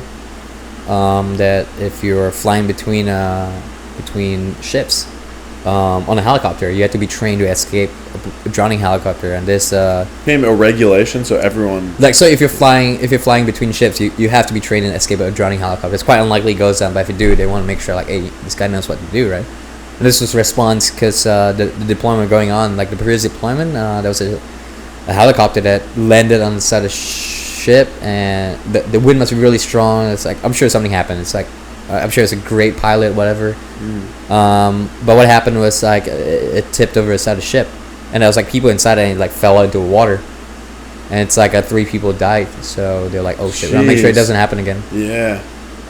So we had to learn how to escape a drowning helicopter. So what happened was, when you first heard that you had to learn how to escape a drowning helicopter, what was your first thought? I mean, I was like, no clue how to do it, man. I was like, it's like, how did they even do it? Yeah, right. But yeah, I've seen this frame over like the swimming pool we had. It's just like, there's only a few places that has it. In San Diego? No, this was like in Camp Pendleton, and there's this frame of a helicopter. Wait, Camp Pendleton's where? It's like probably like an hour south of here. Okay, so it's close to San Diego, right? San Diego's further. San Diego's probably like 2 hours from here. Okay. It's a frame of a helicopter. Part of San Diego's. It drops into this deep swimming pool. It's probably like 25 feet deep. And so it drops in, and then it turns upside down. So this frame of a helicopter, you can sit inside. It's big. It's the extra size of the helicopter. It drops in and it turns upside down, and you can lift it up with like levers and hydraulics. Somebody will be controlling it. Holy shit! So what happened is like you have to do it like 5 different times to be qualified. Obviously, you do the training. So the helicopter goes in, and then it flips on. Then it flips upside down. Upside down, yeah. Yeah, while you're like, and obviously you're fast. You're not in the water yet when it's flipping. Yeah, when you're like a little bit above the water, you climb inside, then they bring it higher. Then it's like they don't drop it. It's like, but it's pretty fast. It hits the water, and it turns upside down. So you have to do it 5 different times, and every time you do it, it's harder.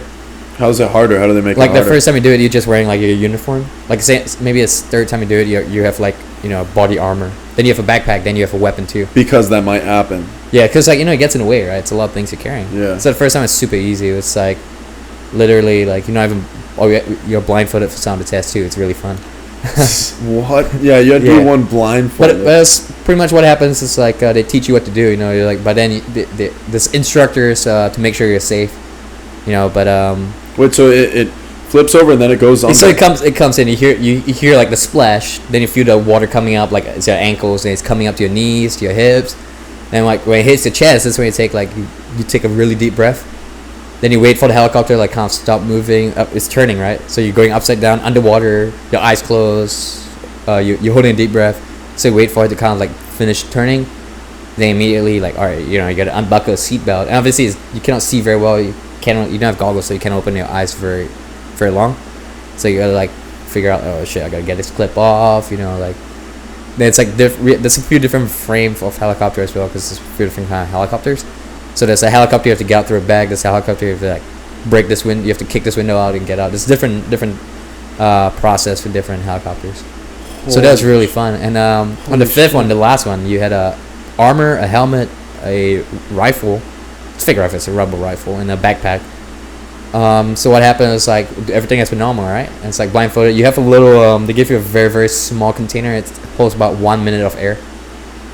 It's just 1 minute. That's like the time you probably need. You don't need a giant tank. That's too much in the way too, right? But they have like little. Would you normally have that on you? If you're flying a helicopter, to give it to you, but it lasts about 1 minute. It's super small. It's like probably the size of like 2 fingers, like your middle finger times 2, maybe a bit more. Yeah. It lasts like 1 minute, so you go to ration it out. So what happened was, I was underwater, I was blindfolded, and so all this thing strapped on me. So I was like unbuckling. It's like, all right, perfect. Got to unbuckle easy. Got to take a weapon off, unbuckle. It's like, remember the process. You're running into a hit 100 times, and then I was pulling myself out that I couldn't pull. I couldn't get out of the seat. It's like even though the belt is off, I was like, what's going on? And I couldn't see, right?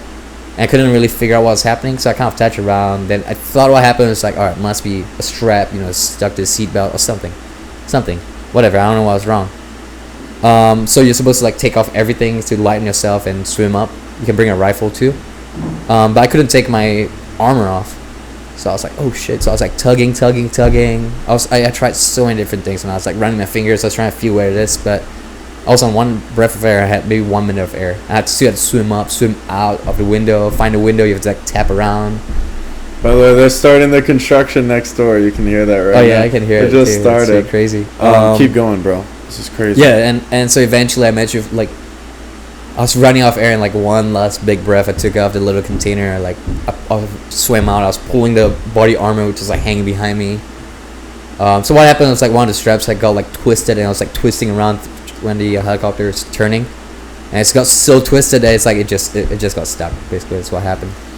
So, but I was like dragging this like bunch of weight behind me. I was trying to swim to the surface, but I did it. So it's pretty fun. And that was the next thing. And I have to point out too, like there's like an instructor like every 2-3 people. So there's this guy watching me the whole time, and they'll come in and they'll like, if like if you're gonna drown, you're gonna die. It's like, this guy can't do it. They'll come help you, but they only come in if like it's like you're dying.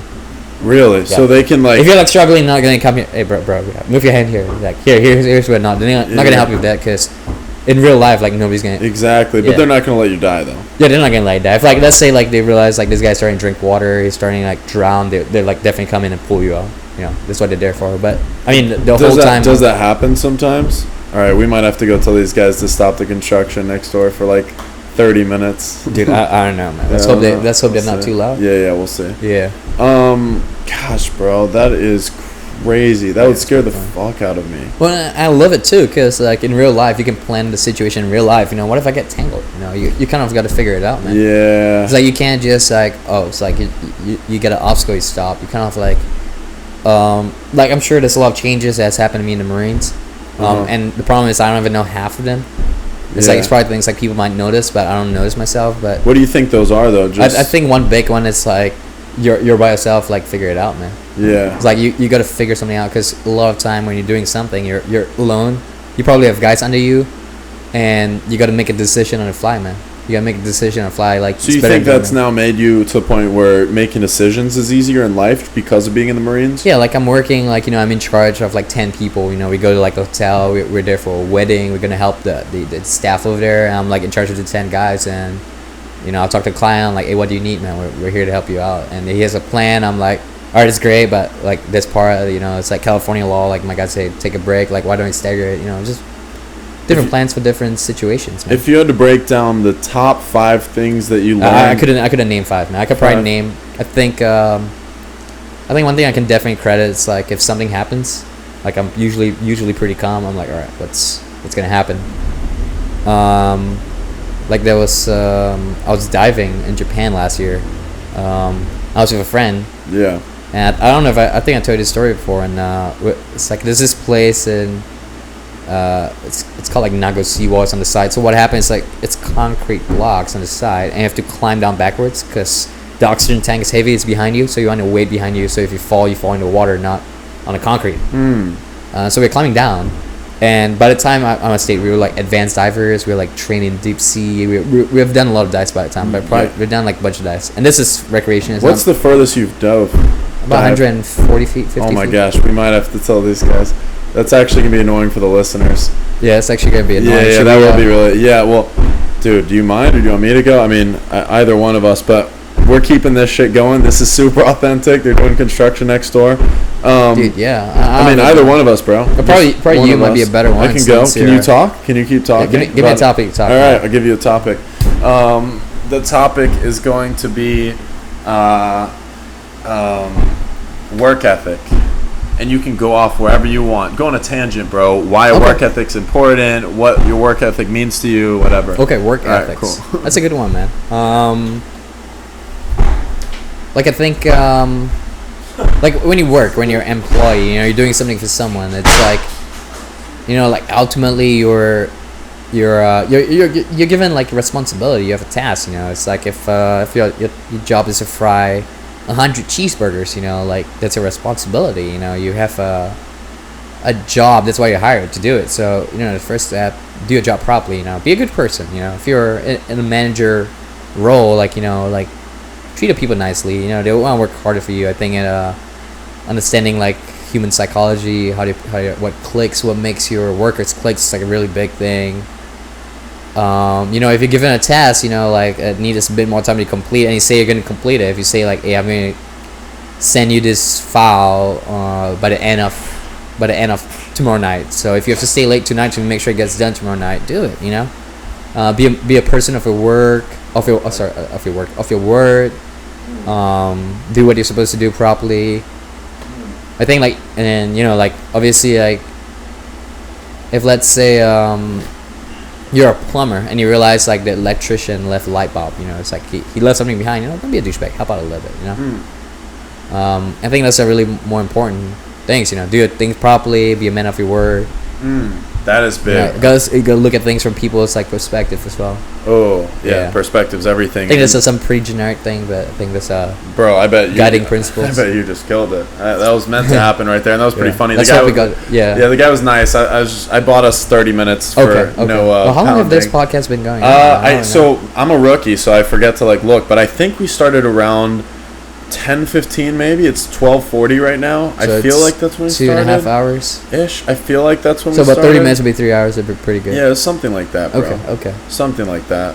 Okay, well here we go. So I want to next, and thank you again for taking over for a second. Oh yeah, absolutely. 100%. The guy was really friendly. I was just like, I'm sorry, bro, but we're filming something next door. Can you just do something that's not loud right now, basically? Yeah. And, he like I was saying, like he probably has good work ethics, man. He's like, we need to do this, but I can do something that's not noisy for the next half an hour. Exactly. There's a lot of work to be done. I'll do the noisy thing in the afternoon. Exactly. And he knew, by the way, the second I came out, he could tell like I was about to ask to stop. That's cool, man. It's like it's like, hey, bro, can we meet halfway? It's like, I know you gotta do noisy stuff. I can't do it in the afternoon. I got a podcast happening right now. Exactly. So it's pretty cool, man. Cool, bro. So back to what I want to do now is we'll stay on the military a little longer, all sorts of lesson stuff, and then we'll get into some travel stories, I think. Yeah. So in terms of the military, we talked about the helicopter. I want to talk about Oh that. wait, yeah, I think I was talking about the diving thing. It's like Yeah. there's a moment I realized it's like, oh, you might have learned something from military. And Yes. this was recreation diving. I was with a friend. So what happened was we're going down backwards, and we were like, we have dive, we're advanced divers by this point. So I was like, all right, we got this. We're starting to get a little bit complacent. Yeah. So what happened was this giant wave just came and swept us off. Like we didn't know this giant wave was coming because we were going down backwards, and it came out of nowhere too. So what happened was we were swept into water, and we were sinking in the water because our vest wasn't inflated because we're not in the water yet. Yeah. My mask was on my side because I like to clean it before I put it on. My fins on my other hand, they got swept off, so I lost my mask, I lost my fins, I wasn't inflated, I was sinking in the water fast because the oxygen tank is made of metal. So I was like, oh shit. So I was like, immediately, first thing to do is inflate my vest, start kicking, inflate my vest, so I get back to the surface water. That's the first thing, right? And I looked up, I was like, I saw my things, I was like, there's no way I could get everything, they're out of reach, just all around. And I saw my friend, I was like, alright, make sure it's fine. But while I'm dealing with all that, there's two waves coming in, and there's this wave, like next wave came like a second later, and it threw me like against like the corals, the rocks on the side, and I put my hand out so my face didn't get ruined. Now I gotta keep the face right. Yeah, I gotta keep that, the money maker. I think I showed you the picture of my hands, just all like sliced up from the barnacles, coral and stuff. It's terrible. It's like very badly sliced up. So I did that. I was like, oh shit, I need to get further out in the water so I'm not getting swept. So I pushed myself out a little bit, and I saw my friend was fine. And he was like panicking actually. He was like, well, not really panicking. It's not fair to say he's panicking, but he was like, oh shit. He was like, oh damn, what are we gonna do, man? And I was like, actually really, really calm during that situation. I was like, oh shit, we're in quite a situation, aren't we? Yeah. But we're fine, there's no immediate danger. I was like, all right, let's try to get our stuff, man. And so we're trying to pick up our fins and stuff, and it wasn't working out because like the wave was just coming and the thing's just getting like washed around. It's like a cove, so like things was getting washed, but it's not towards shore or the sea. It's kind of like just swirling around, and it's really hard to swim in like a vest and an oxygen tank without any fins, or like without your mask where the waves are coming. So I got my friend. So one of the fins got washed to shore. I was like, dude, go, get on shore. Throw me the fin. And he was like, yeah, it's a good idea. So he did that. And he threw me a fin. And he was guiding me. He was like, bro, that's like the other fin is like 20 feet to your right. Go towards that rock. I couldn't see because the waves are around, but he could see because he's standing on shore. Yeah. So we did that, and we retrieved everything. Like I had one fin, I used it to get like my mask. I got a fin, I got his fin. Like he was like guiding me from like up there. Yeah. He was like some stuff coming ashore, so I picked up his stuff too. So you're able to stay calm throughout that process, though. Yeah, I was like stay pretty calm. It's like, all right, you know what? We got ourselves in a shitty situation. Because of your marine training. Yeah, I cannot like put it down like one exact thing, but that was when I was like, oh shit, like my friend was panicking a little. Like then after that he was fine. He was helping out. Then I realized too, like in different situations where something happened. And usually, like, people panic, which is fine. But the thing is, like, you want to stay calm and, like, think it through. Like, it's like, all right, shit, you're drowning in water? First thing, it's like, probably want to make sure you're not drowning in water. Yeah. That's first step. Quickly, very, very, very quickly, like, what are the priorities? Do it. Yep. Like, very quickly, stay calm, break everything down to steps, accomplish all of them. Yeah, bro. And, we got everything. I mean, my mask got cut up, so I had to buy a new strap. But pretty much, we made it out fine. And we actually dove after that. Like, my hand was, like, sliced up. It's like, do you want to stop diving? I was like, we paid for this. Let's go. You would. You were super sliced up. Yeah. It was, like, a lot of cuts, but it weren't, like, super deep. It's not like you're seeing bone or anything. It's, like, a lot of cuts, but they're all, like, mostly pretty shallow. I mean, I had to bandage my hand the next day, but it wasn't, like... I mean, it wasn't the smartest decision to go diving immediately after that. And you were stationed overseas for a little bit. Yeah. I had time I was in Japan. Yeah. Yeah. How long though were you stationed overseas? And where out that you can say? I know you can't say everything. 1 year total. It was mostly like Australia, Japan, Korea kind of places. Yeah. I mean, obviously I spent time in a bunch of different places in the U.S. too, but that's that's not all the time, but overseas. So one year out of 4 years I was inside. So quarter of time. Nice. Then if you throw in like the times I've gone for training, then it probably brings it closer to like 45%, 50, almost half. I'd say I was gone like half the time. Were there any moments when you were deployed where you felt as though this is a big moment, or anything could change, like this could turn into some war right now, or is everything, did it always feel fairly calm? Or it's usually pretty calm. There was one time like we were in Japan, like we were in this thing called a Mew. Like it's basically like if anything happens in the world, it's like we're right there, and it's helped out a lot of time, when the Fukushima nuclear accident happened in Japan, you know, like the Marines were there very quickly. And, you know, obviously they weren't like doing war stuff. They were like giving out blankets, using a generator to restore power. It's just basically, it's a force that can be, you're ready if everything already, you're ready to go out.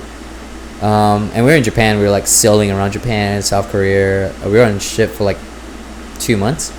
And then no news on the outside. We have no phones, there's no computer or anything. And yeah, this was like, at the time, it's like, you know, tension is pretty high with North Korea. So we're like, oh man, it's like, you know, there's a lot of people like wondering, you know, it's like, what are we seeing here? So, and that was like for 2 months too. So it's pretty, crazy. No clue what's happening on the outside.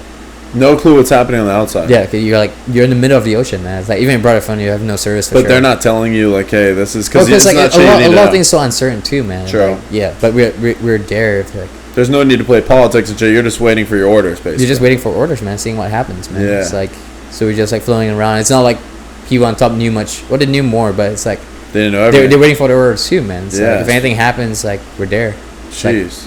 Especially with the current president, where anything could happen. Dude, anything could happen anytime too, man. It's not even not just the president. Not just the president too, man. Yep. You know, maybe like you know, maybe some American guy sneaking in North Korea and he murdered like someone. You know, it's a Right. diplomatic accident. It's out of president's control, man. Wow, and then at They that might point kick you have off to a go thing. rescue or something. I don't know. They probably sound like special force, but the point is anything could happen, man. Yeah. And we're like right there. If like, you know, if anything happens, you're there. You know? Yeah. It's like you're a firefighter. You're on shift, and fire happens. You're like, oh shit, let's go time, man. Guys, let's Right? go. You know. That's so crazy. Let's go say what up to Kim Jong Un. Yeah, man. Anything could happen now. So pretty that's crazy nuts. time. So, I don't just for sake of time and to get into some of the travel stuff too. Yeah. Is there that fly is really annoying? Yeah, no, it's he's just like he's fucking gonna be with here us, all bro. podcast. Yeah, now. he's fucking with us. Yeah, So he absolutely is. yeah. In terms of the military, before we move on from that, is there anything I missed that we missed that you think is really interesting? Obviously, there's all sorts of shit. I'm sure we could go on that forever. Of course, but is there anything that you really want to add that we haven't? Off the top of my head, probably no. Cool. So travel wise, then. Yeah. Let's get into first. Name every place you've ever traveled to. Yeah, do your best. I know it's gonna be hard. Wait, do you your want best. countries or cities? You can go countries. Maybe break down some of the cities. Whatever you want to do, but try to like everywhere you've ever been. Okay. Yeah. Fucking fly. I've been around like I've been in Canada 3 times. Did like Montreal, Ottawa, Toronto. I went by Montreal. I did Vancouver. I've done like northwestern USA, like Seattle, Portland, Zion National Parks, Yosemite, San Francisco, obviously.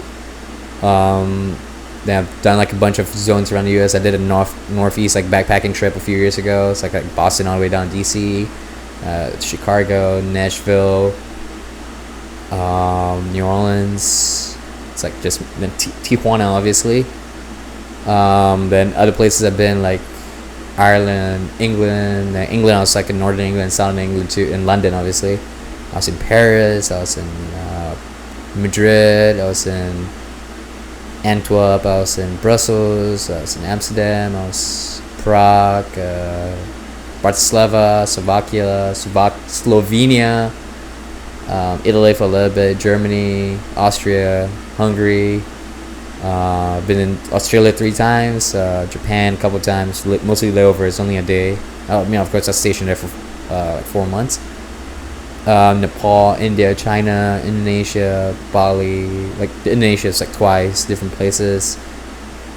Singapore, South Africa. I was in Cape Town for 2 weeks last year.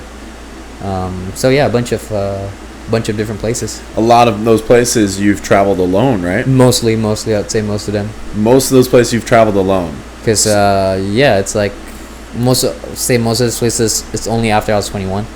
It's I think around like 20 was when I really started traveling alone. What made you want to travel alone? I like new stuff, man. I said like early in the podcast. I know you discovering like I really want to like, oh shit, I want to see like, you know, well, it's like it's a holiday, you learn new stuff, you experience new things, try new food, new drinks. Something really appeals to me. You meet so many different people, so many experience. It's like you have no clue what to expect, and you just hop in and hope for the best, man. And yeah, no, it's so true, bro. There's so many experiences, so many new people. Yeah, dude. Were you ever thinking like, I want to get trips together with friends? And I know you do that too, but Yeah. was it more so just like, I don't want to wait on anyone, I want to just fucking go? Yeah, so it's I wanna a go, sense like, of freedom. Yeah, it's like Yeah. I think the biggest trip I did was 2 months in Europe. I did it like January of this last year and this year. Yep, you did it by yourself. Yeah, I went to, like, I had friends. I probably went to, like, I want to say like probably like 15 countries, 16 countries, and I had I met friends I knew before I started. It's probably like in 4 of those cities. From previous trips that you've met in other countries, yeah. even, right? Yeah, and that's friends I met along the way too. Yeah, I was never alone, like truly alone. It's like if I do show up a place alone, and it's like by a day later, it's like I have friends already. Oh, you're saying you were just meeting friends? I was just like meeting people, man. You meet people like. Bro, you're huge on that. Not to cut you off, I just have to make that point while we're on it before I forget, which is you more than anyone I know, wherever we're at, like you look away and you're talking to just a group of random people and they're all smiling like, where did this guy just come from? Dude, I love meeting people. You come out of man. nowhere and you start having great conversation with people and they love that. Like you're just the most friendly person to everybody. Like I think one of my favorite things, like in life, it's a lot of favorite things, but one of my favorite things in life is to go to like a party or a gathering, whatever, like full of people you know, obviously, but I want a lot of people you don't know as well, maybe friends of friends or whatever, and just having a few drinks and having like great conversation, hearing crazy stories, like meeting great people. That's one of my favorite things in life. Yeah, you do love that. I love it that's so genuine. much. You really do. And so when you travel alone, you're thrown into the environment so much, you know. Mm-hmm. So yeah. Fucking fly. Yes, it's gonna be a constant thing. Yeah, nothing you can do about it. Yeah, no, you're right. Good attitude. You can try to get it, but I know that's what I'm trying because it's going too fast right now. I'll get them on the podcast. Yeah, it's so fast too, we'll man. track Like a fly sweater or something. Yeah. You are all about that, having those conversations. I love the backpacking and just meeting people, man. Because like, bro. let's say like if I travel with you, for example, let's say we both really like a good breakfast. We get up, we eat a good breakfast. Yeah. And I'm like, yo, I want to check out this antique like guitar store because you're really into playing guitar right now. I was like, all right, cool, man. But dude, I want to check out this I don't know, this museum, man. So like, so either one of us have to give, or we have to split up a little bit. Yeah. So that's one of the nice things when you're traveling. Yeah, when you travel, it's like you can do whatever the fuck you want. Yeah. Because there's no way like everybody wants to do the same thing. True. So and there's always you're gonna meet people. Like maybe I meet someone. And the person's like, I'm really into architecture. I want to walk around downtown and look at buildings. Like, awesome, I love that too. Let's do it together. Then maybe that person wants an early night, and you're like, I want to party a little bit. Hit up some friends you met early in the day. Like, yo, like let's exchange numbers, man. So you meet someone, you're in a new place, you meet them, exchange numbers, hit them up later, and go out. A lot of people traveling and like just a few friends or alone too. Like, I would say more people travel alone than you think. Really? A lot more people travel alone than you think, and a lot of people they're in an environment. They know they're gonna meet people. And there's bound to be a lot of people with similar interests want to do some stuff. You can do it alone too. It's up to you, man. But I've met some of the most incredible people I've met are randomly like on like a walk in the city, a bar crawl, like staying in the same place I am, or a friend of someone. It's crazy. Like, what are the keys to traveling alone successfly? Just do it, man. Like have a broad plan. I guess like start small, like and grow. A lot of people is like, oh, I want to do it 5-6 months quarter. It's like, dude, you gotta start small, man. Like take a weekend. Like, where's one place you want to go to? Like, dude, I've never been to San Francisco. I want to go there. Like, dude, take a weekend. Find a weekend and flights are cheap. Just go there, book a place, and do what you want to do. And I guarantee you, unless you're like super introvert, like you're gonna meet like some people. I mean, of course, you gotta put yourself a little bit, You gotta put yourself out there. Put yourself out there a little bit, Like you gotta be friendly. You gotta be talking to people. Some people. Maybe might not be so friendly, but I guarantee you, like you will find people like fellow travelers, best people. Yeah, like they're just like you. They're happy meeting new friends. Because a lot of them they're traveling like with 1 or 2 friends or by themselves too. Yeah, different background, no clue what he did. Yep. It's like you're this new person too, man. Like maybe you try and get really into art, so you're like this guy, you're like on this trip to San Francisco, you're like rediscovering yourself. You're like, I want to live life as this guy that's really into art for some reason. Go to art museum, have like conversations with this random 2 other people, this girl from Australia and this guy from say Austria, and you're just like learning from them, Yes. And yeah, dude. And one thing I really like too is like you rediscover yourself a little bit, do like little tweaks here and there. You're like maybe like I'm a partier, I like drinking all night, and you do it like 2 nights in a row. You're like I'm done with this shit. So. Yeah, so you're a partier and a worker. You balance. Yeah. You figure out what you want. It's not it's a balance, yes, definitely, but it's about what you want too, man. Like if you party at night, then in the morning probably miss breakfast, then it's like half the day is gone, man. So you gotta go weigh your priorities, think about what you want. Like I love eating, man. So. I like meeting people. I like having a party too. I like seeing like really cool stuff. So I try to do everything. Obviously, there's things I'll skip because like you can't do everything, but I do as much as I can. Meet people, try some awesome food, drink some weird shot of something, meet people, have some laughs together, have some adventures. Yeah, bro. Yeah, no, that's the way. And crazy. And what do you do to try to find like the best deals and shit? And I mean, It's really random, man. Random. Yeah, so you don't have like a certain method. Ask around. Like flights are a big one. I Google flights. And if you're willing to move your days a little bit, if you fly like red eye, like if you fly like through night, usually a flight's like crazy cheap. Like for example, I think the best you ever found was a one-way ticket from San Diego to Boston, so across the entire U.S. Diagonally too, for $81. Are you kidding me? Yeah, and then one way obviously was one way, but then I bought a one-way ticket back from DC to LAX for like $125. Jeez, bro, that's solid. But from London, my last trip from London, I flew from London to LAX straight, no layover. It was like $260. That was with no miles. That's just fucking no miles. Yeah. What? They're just finding a great deal. Yeah, it was like Norwegian Air, and they fed me like twice too. I was like, hell yeah. Wow. And then when you're, sorry, you saying something? No, I was just saying like if you really take the time to look, and if you're kind of flexible with days and times, like you can make hell of a saving. Wow. And then when you're traveling, you're often staying in hostels, right? Usually staying in hostels, like it's so much cheaper, and honestly I'd rather stay in a hostel than a hotel because it's so much better to meet people. It's full of people like 20s, early 30s, your age group.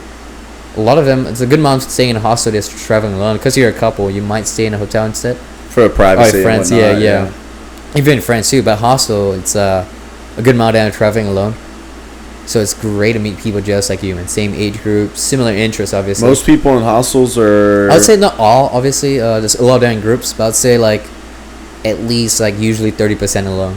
At least. Really? And what about ages, like general ages? It ranges, man, but usually 20s. I'll say like early 20s to early mid 30s. But I'd say the norm is people will be about mid 20s. The norm.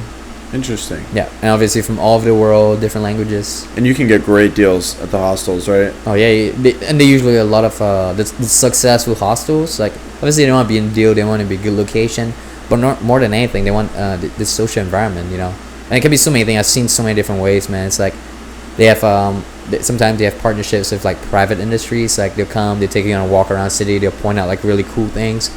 And this is someone who's local, so they can tell you like where to go to eat, where to get a drink. I love doing that. I think it's the best way to start a city.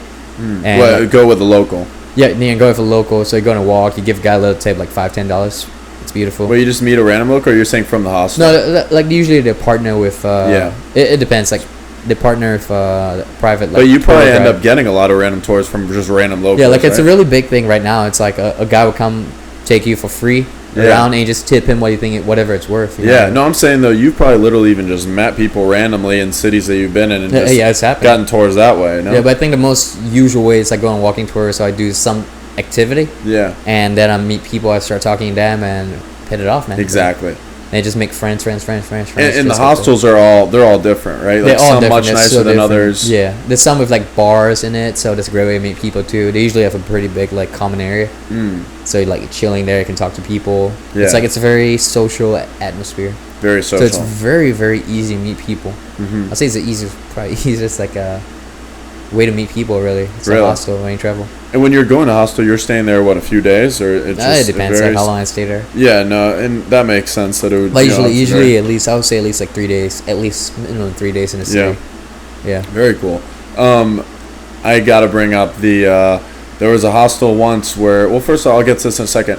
You said there's a hostel website where you can find good hostels, right? Isn't there like a site that has like hostel reviews or some shit? Yeah, it's like I pretty much just Google when you look through. Like I think most people by now, like you can look at it, you can Google like pretty much anything. You can tell like what's doesn't make any sense, or it's just trash. Check out the reviews. Yeah, and what's like actually legitimate things, like Yeah. Yelp is like useful too. There's like blogs, and look at reviews. Some guy in some reviews say it's like really good, but on Yelp it's like 1 star. It's like, dude, what gives, man? It's Right. Just I think if you do a little bit of research, like you can find like really good places. Obviously, like, the thing I take the most is word of mouth. Word of mouth. Yeah, word of mouth. Yeah, word yeah. of mouth. Like I meet someone traveling. Like it happened to me twice this last trip actually. Like this guy was like, dude, you're going to Bratislava, stay in this place, man. It's like way cool. I was like, oh shit, why is it so cool? And he's telling me all about it. I was like, all right, perfect, change it. And it was legit. Yeah, you get like recommendations from like travelers, someone who's been there already. It's like, So the I know this isn't common, but it is a crazy story. Someone died at a hostel you're at, right? yeah. So that's in Antwerp, Belgium, and somebody died in a hostel. So what happened was I gotta tell a story for this. Sorry, so I had a friend from Antwerp. He had to go to business meetings or something at business dinner. So I met him by like 5 p.m. We had a few beers, maybe like just 3, but Belgian beers. It's a Belgian beers, which are probably some of the strongest and best beers in the world. The real deal. Yeah, it's like strong beer. It's like Yeah. a 7%, 8% is like average. Like it's very, very common for beer to go like 12, 13%. Just started brew. It's a lot of very, very rich beer tradition. So I had a couple beers and like probably 3 beers. I was like, ooh, getting lightheaded. Yeah, sure. And he's like, I gotta go to a business meeting. And it's like, why don't we meet tomorrow, man? Like for like dinner, proper dinner, and like drinks. Again, I was like, beautiful. And he told me like a bunch of places to go. So I came back. I got like supper on the way back. I was pretty tired too, so I was like, oh man, I'm gonna just go to bed early. Yeah. So I was texting a friend a little bit. I was like catching up on like I was talking to a friend. I was like reviewing like where else I'm gonna go, like booking train tickets and stuff. So I slept pretty late at night, probably like 2 a.m. Yeah. The next morning I probably got up around 9. And used the bathroom. I went to the bathroom. I saw a police officer in the bathroom. I was like, it's my first night in the hostel, so I was like, that's a bit unusual. But I didn't think too much about it. I'm like, maybe it's like downtown, right? It's like maybe he just came to use the bathroom, wash his hands or something. Yeah. Because there's no public bathroom. I don't know. So I didn't think too much about it. I had breakfast in the basement. I was trying to leave the building. It's probably like 10 right now. And there's 2 police officers staying outside, and they were like, whoa, you can't leave. I was like, whoa, what's going on, man? I was like, what's happening? It's like, he's like, oh, this incident and this accident in the hostel, and we're investigating, and nobody's gonna leave to like we figure out what happened. I was like, okay. I was like, it's everyone okay? Like I wasn't sure what happened. I thought it was like theft or something. Yeah. I was like, is everyone okay? I was like, oh no, somebody died. I was like, whoa, what just happened? So I talked to the police officer. I got some news, like, but basically what I picked out from everyone, from asking the hostel people and the police officer and people who knew things was, so in the middle of the night, there was a lady on the 5th story. She went to the bathroom, and what happened was like she fell over the window. Damn. Yeah. And this window, like I could tell you, like, they probably come up to like my waist. Jeez. So it's like it's not like super low, but it's not impossible like tip over. Yeah. So they try and wonder if it's like if she's really drunk, foul play, or commit suicide. Yeah. So I think it's kind of hard to tip over a window. Like you have to be like stupid drunk, and even so, it's like kind of hard. It's like waist high. It's not. You gotta climb a little bit. It's kind of hard. It takes something to do that. Yeah. So I think that's the most unlikely thing. I find it hard to believe like somebody's gonna kill someone in a hostel. It's like it's kind of likely. I don't know. I don't find that hard to believe. If someone's. I mean, you've been in hostels. I haven't though. So am I. But yeah, so I was like, oh man, that's so crazy, man. So we had to write I see a picture of the report, man. It's like we had to write a report. I was saying like I booked in a hostel this day. I went to bed at this time. I didn't hear anything weird, unusual. Wow. Most people are writing that. Yeah, yeah. And it's really weird because I was having breakfast with this girl, like random girl. I was like having breakfast. We were talking about places to check out and stuff, and we were leaving the hostel together. And then we realized we couldn't leave. So we hung around for like an hour more. And I didn't leave the hostel for like 2 hours while we were waiting for the inspector to come up with the statements. But I was talking to her. She was like, "Wow, I was talking to the girl last night." So and she hasn't seen that girl at all. So it's like, what's it? Oh shit! Like, I never saw the girl again. But that's crazy. You don't know if it was that girl. I have no clue. Like we know it's a girl, but we don't know like how old she is. Holy shit! That's crazy too, man. Like what happened? Right? Somebody died. Right? Like that's fucking nuts, bro. That would trip me out. Yeah. I got pretty tripped out. I was like, yeah, right. So I met my friend for dinner, and he was like, "So what did you do today?" I was like, "Oh, I didn't do too much. I didn't leave till noon." He was like, "Oh, what happened? Do you go out drinking with friends or?" I was like, oh, I couldn't leave till noon. I told him sorry. He was like, what? It's pretty crazy. Oh my gosh. Yeah, bro. That would trip me out. But I do think that's a fucking interesting way to travel. I haven't stayed in a hostel yet. Dude, I highly recommend it. You really do. I mean, there's things you give up. Like, if you can get a private room in a hostel, I think it's the best balance. But it's more expensive, of course. If you're gonna stay like full like bunk beds, you can get beds for like $20 a night, dude. So cheap, bro. That's a good so point. cheap. Yeah, that's way. But I cheaper mean, of than course, a that means hotel. like no privacy. True, which people value. I value. Yeah. I mean, I value it more as I get older. Exactly. I Good think it's point. not something you could do forever. Yeah. You could. But of you course could. But yeah. especially great in your 20s and maybe Yeah, I think early it's in your 30s. 20s too. You know, you're not so particular about things. You're like, that's great, whatever. And a good better chance you're not in a relationship, which helps. Yeah, too. exactly. Yeah. You don't have like kids too. You know? Yeah, So- true. That's a big thing. They don't have kids at hostels. Do No, it they? depends. There's so many different kinds. So some hostels they allow. The sometimes hostel they like don't. you have to be at least 18-35 only. Yeah. There's hostels where it's pretty much a cheap hotel. It's like hotels with bunk beds, and those are the worst kinds. Yeah. Because it's no social like atmosphere at all. Oh, and that's the whole reason you go there. So Yeah, it's like I argue like the two biggest values of hostels are usually price and the atmosphere. Like the atmosphere you can meet someone. Yeah, I'd say those are the two biggest things, the appeals of any hostel. I believe that, bro. Your biggest move now is about to be. That's not your biggest move. Yeah, it's your next move is a big move, which is Moving New York. Yeah, news that I heard of that I was sad. I was sad to hear a few days ago. Yeah, literally just a few days ago because you're one of my fucking best boys. Yeah, and to fucking the same way, man. Thanks, brother. Likewise. And to have you move across country is to New York. You know, yeah, that's far ways, but I'm excited for you, and obviously we'll visit each other. We're going on a trip together soon too, and you know it. Yeah, bro, that's exciting as fuck. So before we kind of wrap up, we can just real quick kind of talk about that. You just fucking got into Columbia, one of the best schools in the fucking world. You are going to Ivy League. Yeah, no, that's like to study I said it a econ. lot of times. I don't think it's not fully kicked in yet. Yeah. My friends are more excited than I am. Honestly, I don't think it's gonna kick in until like I get in my car and I start driving out of California. I'm like, oh, it's actually happening. I'm really going to New York, going to Columbia. It's like I'm driving New York right now. I'm like, oh my god. Oh my god, bro! And Columbia again, It's literally like one such of a the good best school, schools. so many opportunities. Like I'm so excited for it. Yeah. So Well, next, not what's fully your excited? But yeah, you need to get more excited. I think I'll get more excited. You'll get there once you're there. I get more excited as the days pass. Yeah, bro. What's the vision now? So you're going to New York, going to Columbia on a high level, just going to school, and then you're gonna find some work up there. I left the Marines, you know. Then my next goal in life now is to get the best possible education. You know, just keep doing traveling, doing stuff like make good friends, all secondary. But professional life, like right now, I'm like I want to get the best possible education that I'm capable of achieving. You know, if I'm not smart, hey, you know, it's nothing wrong with a humble like community college, man. Like I was in community college the last 6 months. Yeah, you're going from community college to Columbia, an Ivy League school. Yeah, I mean, I did really well. I submitted an application. I spent a stupid amount of time writing essays and everything I needed. Yeah.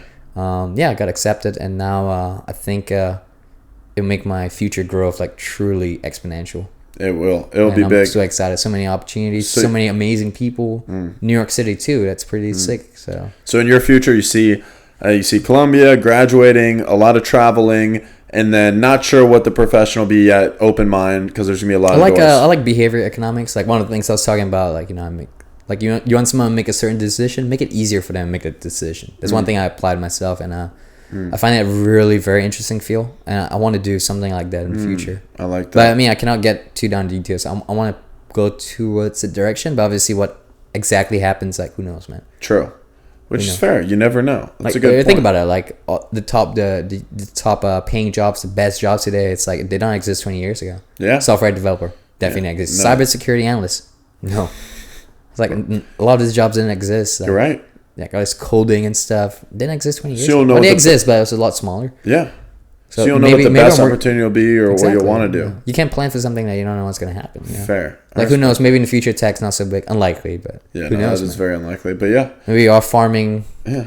Again, man. So how do you farm the best? You know? Yeah, true. Maybe it's future moves. But I don't know. Man. Right? It could be so many things. But. Yeah. No, that's bro. I love this. As I look, there's so many more things that we could talk about, but we do have to start wrapping it up. All right, so pretty long, here, man. yeah. So here, next thing is, and I know you've watched the full first podcast, so you're familiar with some of this stuff. Yes. So next thing that I'm gonna ask you to do is, you have been all around the world. Uh-huh. You're gonna go all around the world much more, I'm sure. Okay. You are a worldly guy. And with that said, I'm gonna ask you to try to put the world on right there, put the globe on, and get it to stay midair. Like in this globe. Yeah. Did Okay. you not see this part of it? So I heard your podcast when I'm driving. Oh yeah, that's true. I usually listen when I li- drive. Yeah. And I was actually with you part of it, so I can vouch for that. So the thing was in. I can't see You're right. it. You Like, didn't see. I listened to it. Oh, but I I'm didn't glad. see So it. this is somewhat of a I surprise. probably your podcast was like 3 hours long. I Yeah, probably bro. watched not more than 10 minutes. Yeah. Most of it was all of listening. Yeah. No, I know. I respect it. Not question it. Yeah, bro. So what you're gonna know. do is you see there's a little white piece next to the globe. You see that? Okay, cool. Now you're gonna remove the globe. How do I do it? You can just pull it out. Yeah. It'll kind of come out. There you go. You're good. Okay. And then That you want it put this to. somewhere? So you're gonna put the white piece horizontally. Okay. Horizontally on top of the globe. On top of the there you go, holding both. And now you're gonna put it back under there. That's just to get the space in between it. You don't have to balance the white thing. You can hold it like that. Oh, okay. That's to get the space in between. Yeah, and then you want to let it go. It has to be even. You might want to use both hands, bro. Yeah. Fucking Marine. He's like, I'm doing this one-handed. I'm gonna push this. Yeah. No, you don't have to stay on the mic, bro. It's cool. Right. It's part of the Bring fun this in this. thing a little closer. Yeah. There you go. So there you go. Do do do do do do do. See how fast a Marine gets it. You're gonna feel it. Nope. You got this, bro. I believe in you. I believe in you. Dude, it's a very thin sweet spot there. Yeah, bro. Yeah. No, that you might really want to use that white block. It helps a lot. Okay. Yeah. He's Marine. He's like, I don't even need this. Yeah. There you go. Oh, and another thing, bro. Wait, before you move it, you got to get the world to spin a little bit. So you tap it with the white thing on. That was a strong tap, but we'll see. Yeah. So you want to go a little lighter on the tap and lighter on removing the white piece, and you'll probably win. Oh, you might have already gotten it. Oh, you might have gotten it. Oh, I think you got it, bro. That was the next. Is it faced the right way? Yeah, it is. Yeah, it is. I didn't plan for this, but I'm glad it happened. Yo, and I think you actually did it faster than both other guests. So that was complete luck. Complete luck. Yo, killed the something game. kind of slipped, and I was like, "Oh wait, it's not moving." I was like, "Yes." Right, bro. In terms of, I know you're not like selling anything, or all right. I'm gonna tell this guy 5 more minutes. Literally, we just need 5 minutes. 5 more minutes. Do you want to tell him, or I'll tell him? No, you tell him. I got it. I'm just telling 5 more minutes. You've seen him once. Yeah, we're friends now. Oh, you ruined the globe. You ruined the globe. All right, bro. Fix the globe. I'll fix it. Talk to the people, because people are listening. All right, so I don't know where Ben thought of his globe thing. Like, it's an unusual We're filming something right now. tradition, but let's see if I can do it. Spin it a little bit. Oh, nope. So it was complete luck that I got it the first time, so I don't think it's going to happen. Yeah, we're going to wrap it up in the next 5-10 minutes. We're about to wrap it up anyways. It's like, if you're still listening at this point, like, kudos to you, man. Like, I hope you heard some pretty cool stuff and you like a podcast so far. I agree. Here, if anyone wants to, bro, I know you're not selling anything, but no. If you're, anyone's interested in you, which I think is everyone who's listening to this. I sure hope so, man. So how could people contact you? Social media or like an email or? You could hit me on like Facebook, Instagram. Yeah. But I think the best way is probably email. Email is Maxwell MAXWELL .. period, whatever they call it.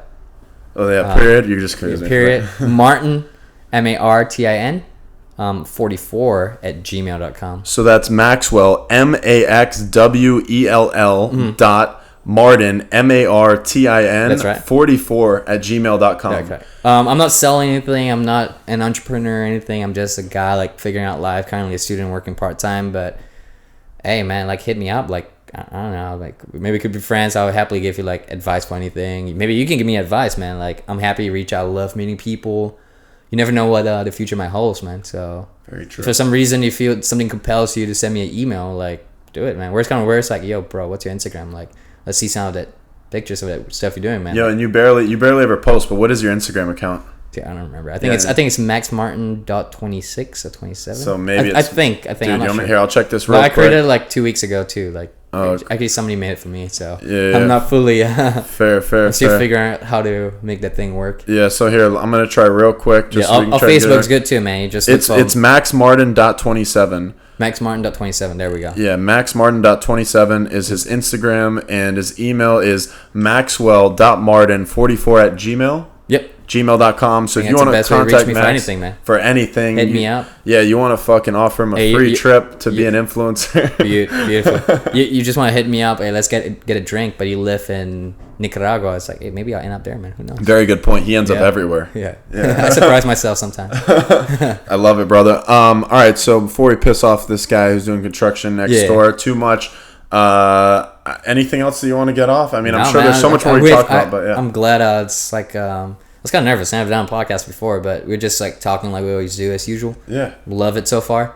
Yeah. All the best for future podcasts. And I look forward to listening to Lucas' podcast, the second one, and many, many more in the future. Appreciate that, bro. Yeah. Really do. So wish you all the best moving forward to wherever you are. And I'm very, very excited to be on the side, see what happens, help one another out, whatever happens, see what the future brings. I appreciate that, brother. You'll be in my life for life. Oh, and likewise, brother. Likewise. Thanks, brother. And you'll be on more podcasts in the future as well. Let's hope so, too. Yeah, and you didn't come off as nervous. You fucking killed it. Hey. Yeah. Dude, you killed Lucky. it. Yeah, no, you killed it, bro. Well fucking done. Thank you. Appreciate and you too, coming man. on. I did practice, that. All right. Get some practice. No, really. And I appreciate you as a friend. Appreciate you as a 100%. human. Mm-hmm. You're inspiring to people the way you live your life. Let's hope people listening likes it. Yeah, man. they will. They'll like you. You fucking go for it in life. You just you live your life. You go for everything that you want, and you're not scared to do that. And you love meeting new people, and you love traveling and that's my life learning, and you live. You are the zestiest liver. Zestiest. I almost forget that was a line earlier. Zestiest. You zestiest liver, bro. So with that said, let's end it with a song. Dude, what zesty song do we have? Yeah, what zesty song do we have? Do you have any ideas? I have nothing. I didn't think about this at all. So first song that comes to mind. We got this is a song I'm again. The guy has waited long enough. Yeah, he has. Yeah. All right. So, what's the song gonna be? Yeah, dude, I have no clue, man. I have one idea. All right, let's hear it. Let's hear it. Only if you know it. If not, we have to change songs. I don't know a lot of songs, man. Let's see. I've got sunshine. I don't know all the lyrics, but I could go to some part of it. Same. On a cloudy day. Here we go. When it's cold outside, and they're doing construction next door. And you're being noisy on this sunny Cali day. Hey, then he's just giving us a beat with those construction tools. Sitting here thinking we are fools. My girl, talking about my girl, my girl. Bro, just keep singing till I press that record button off and sing something. Keep singing, bro. Keep singing. Something. Construction. Here we go. Creating the beats. We got the lyrics. We make a team. Keep going, and bro. I say,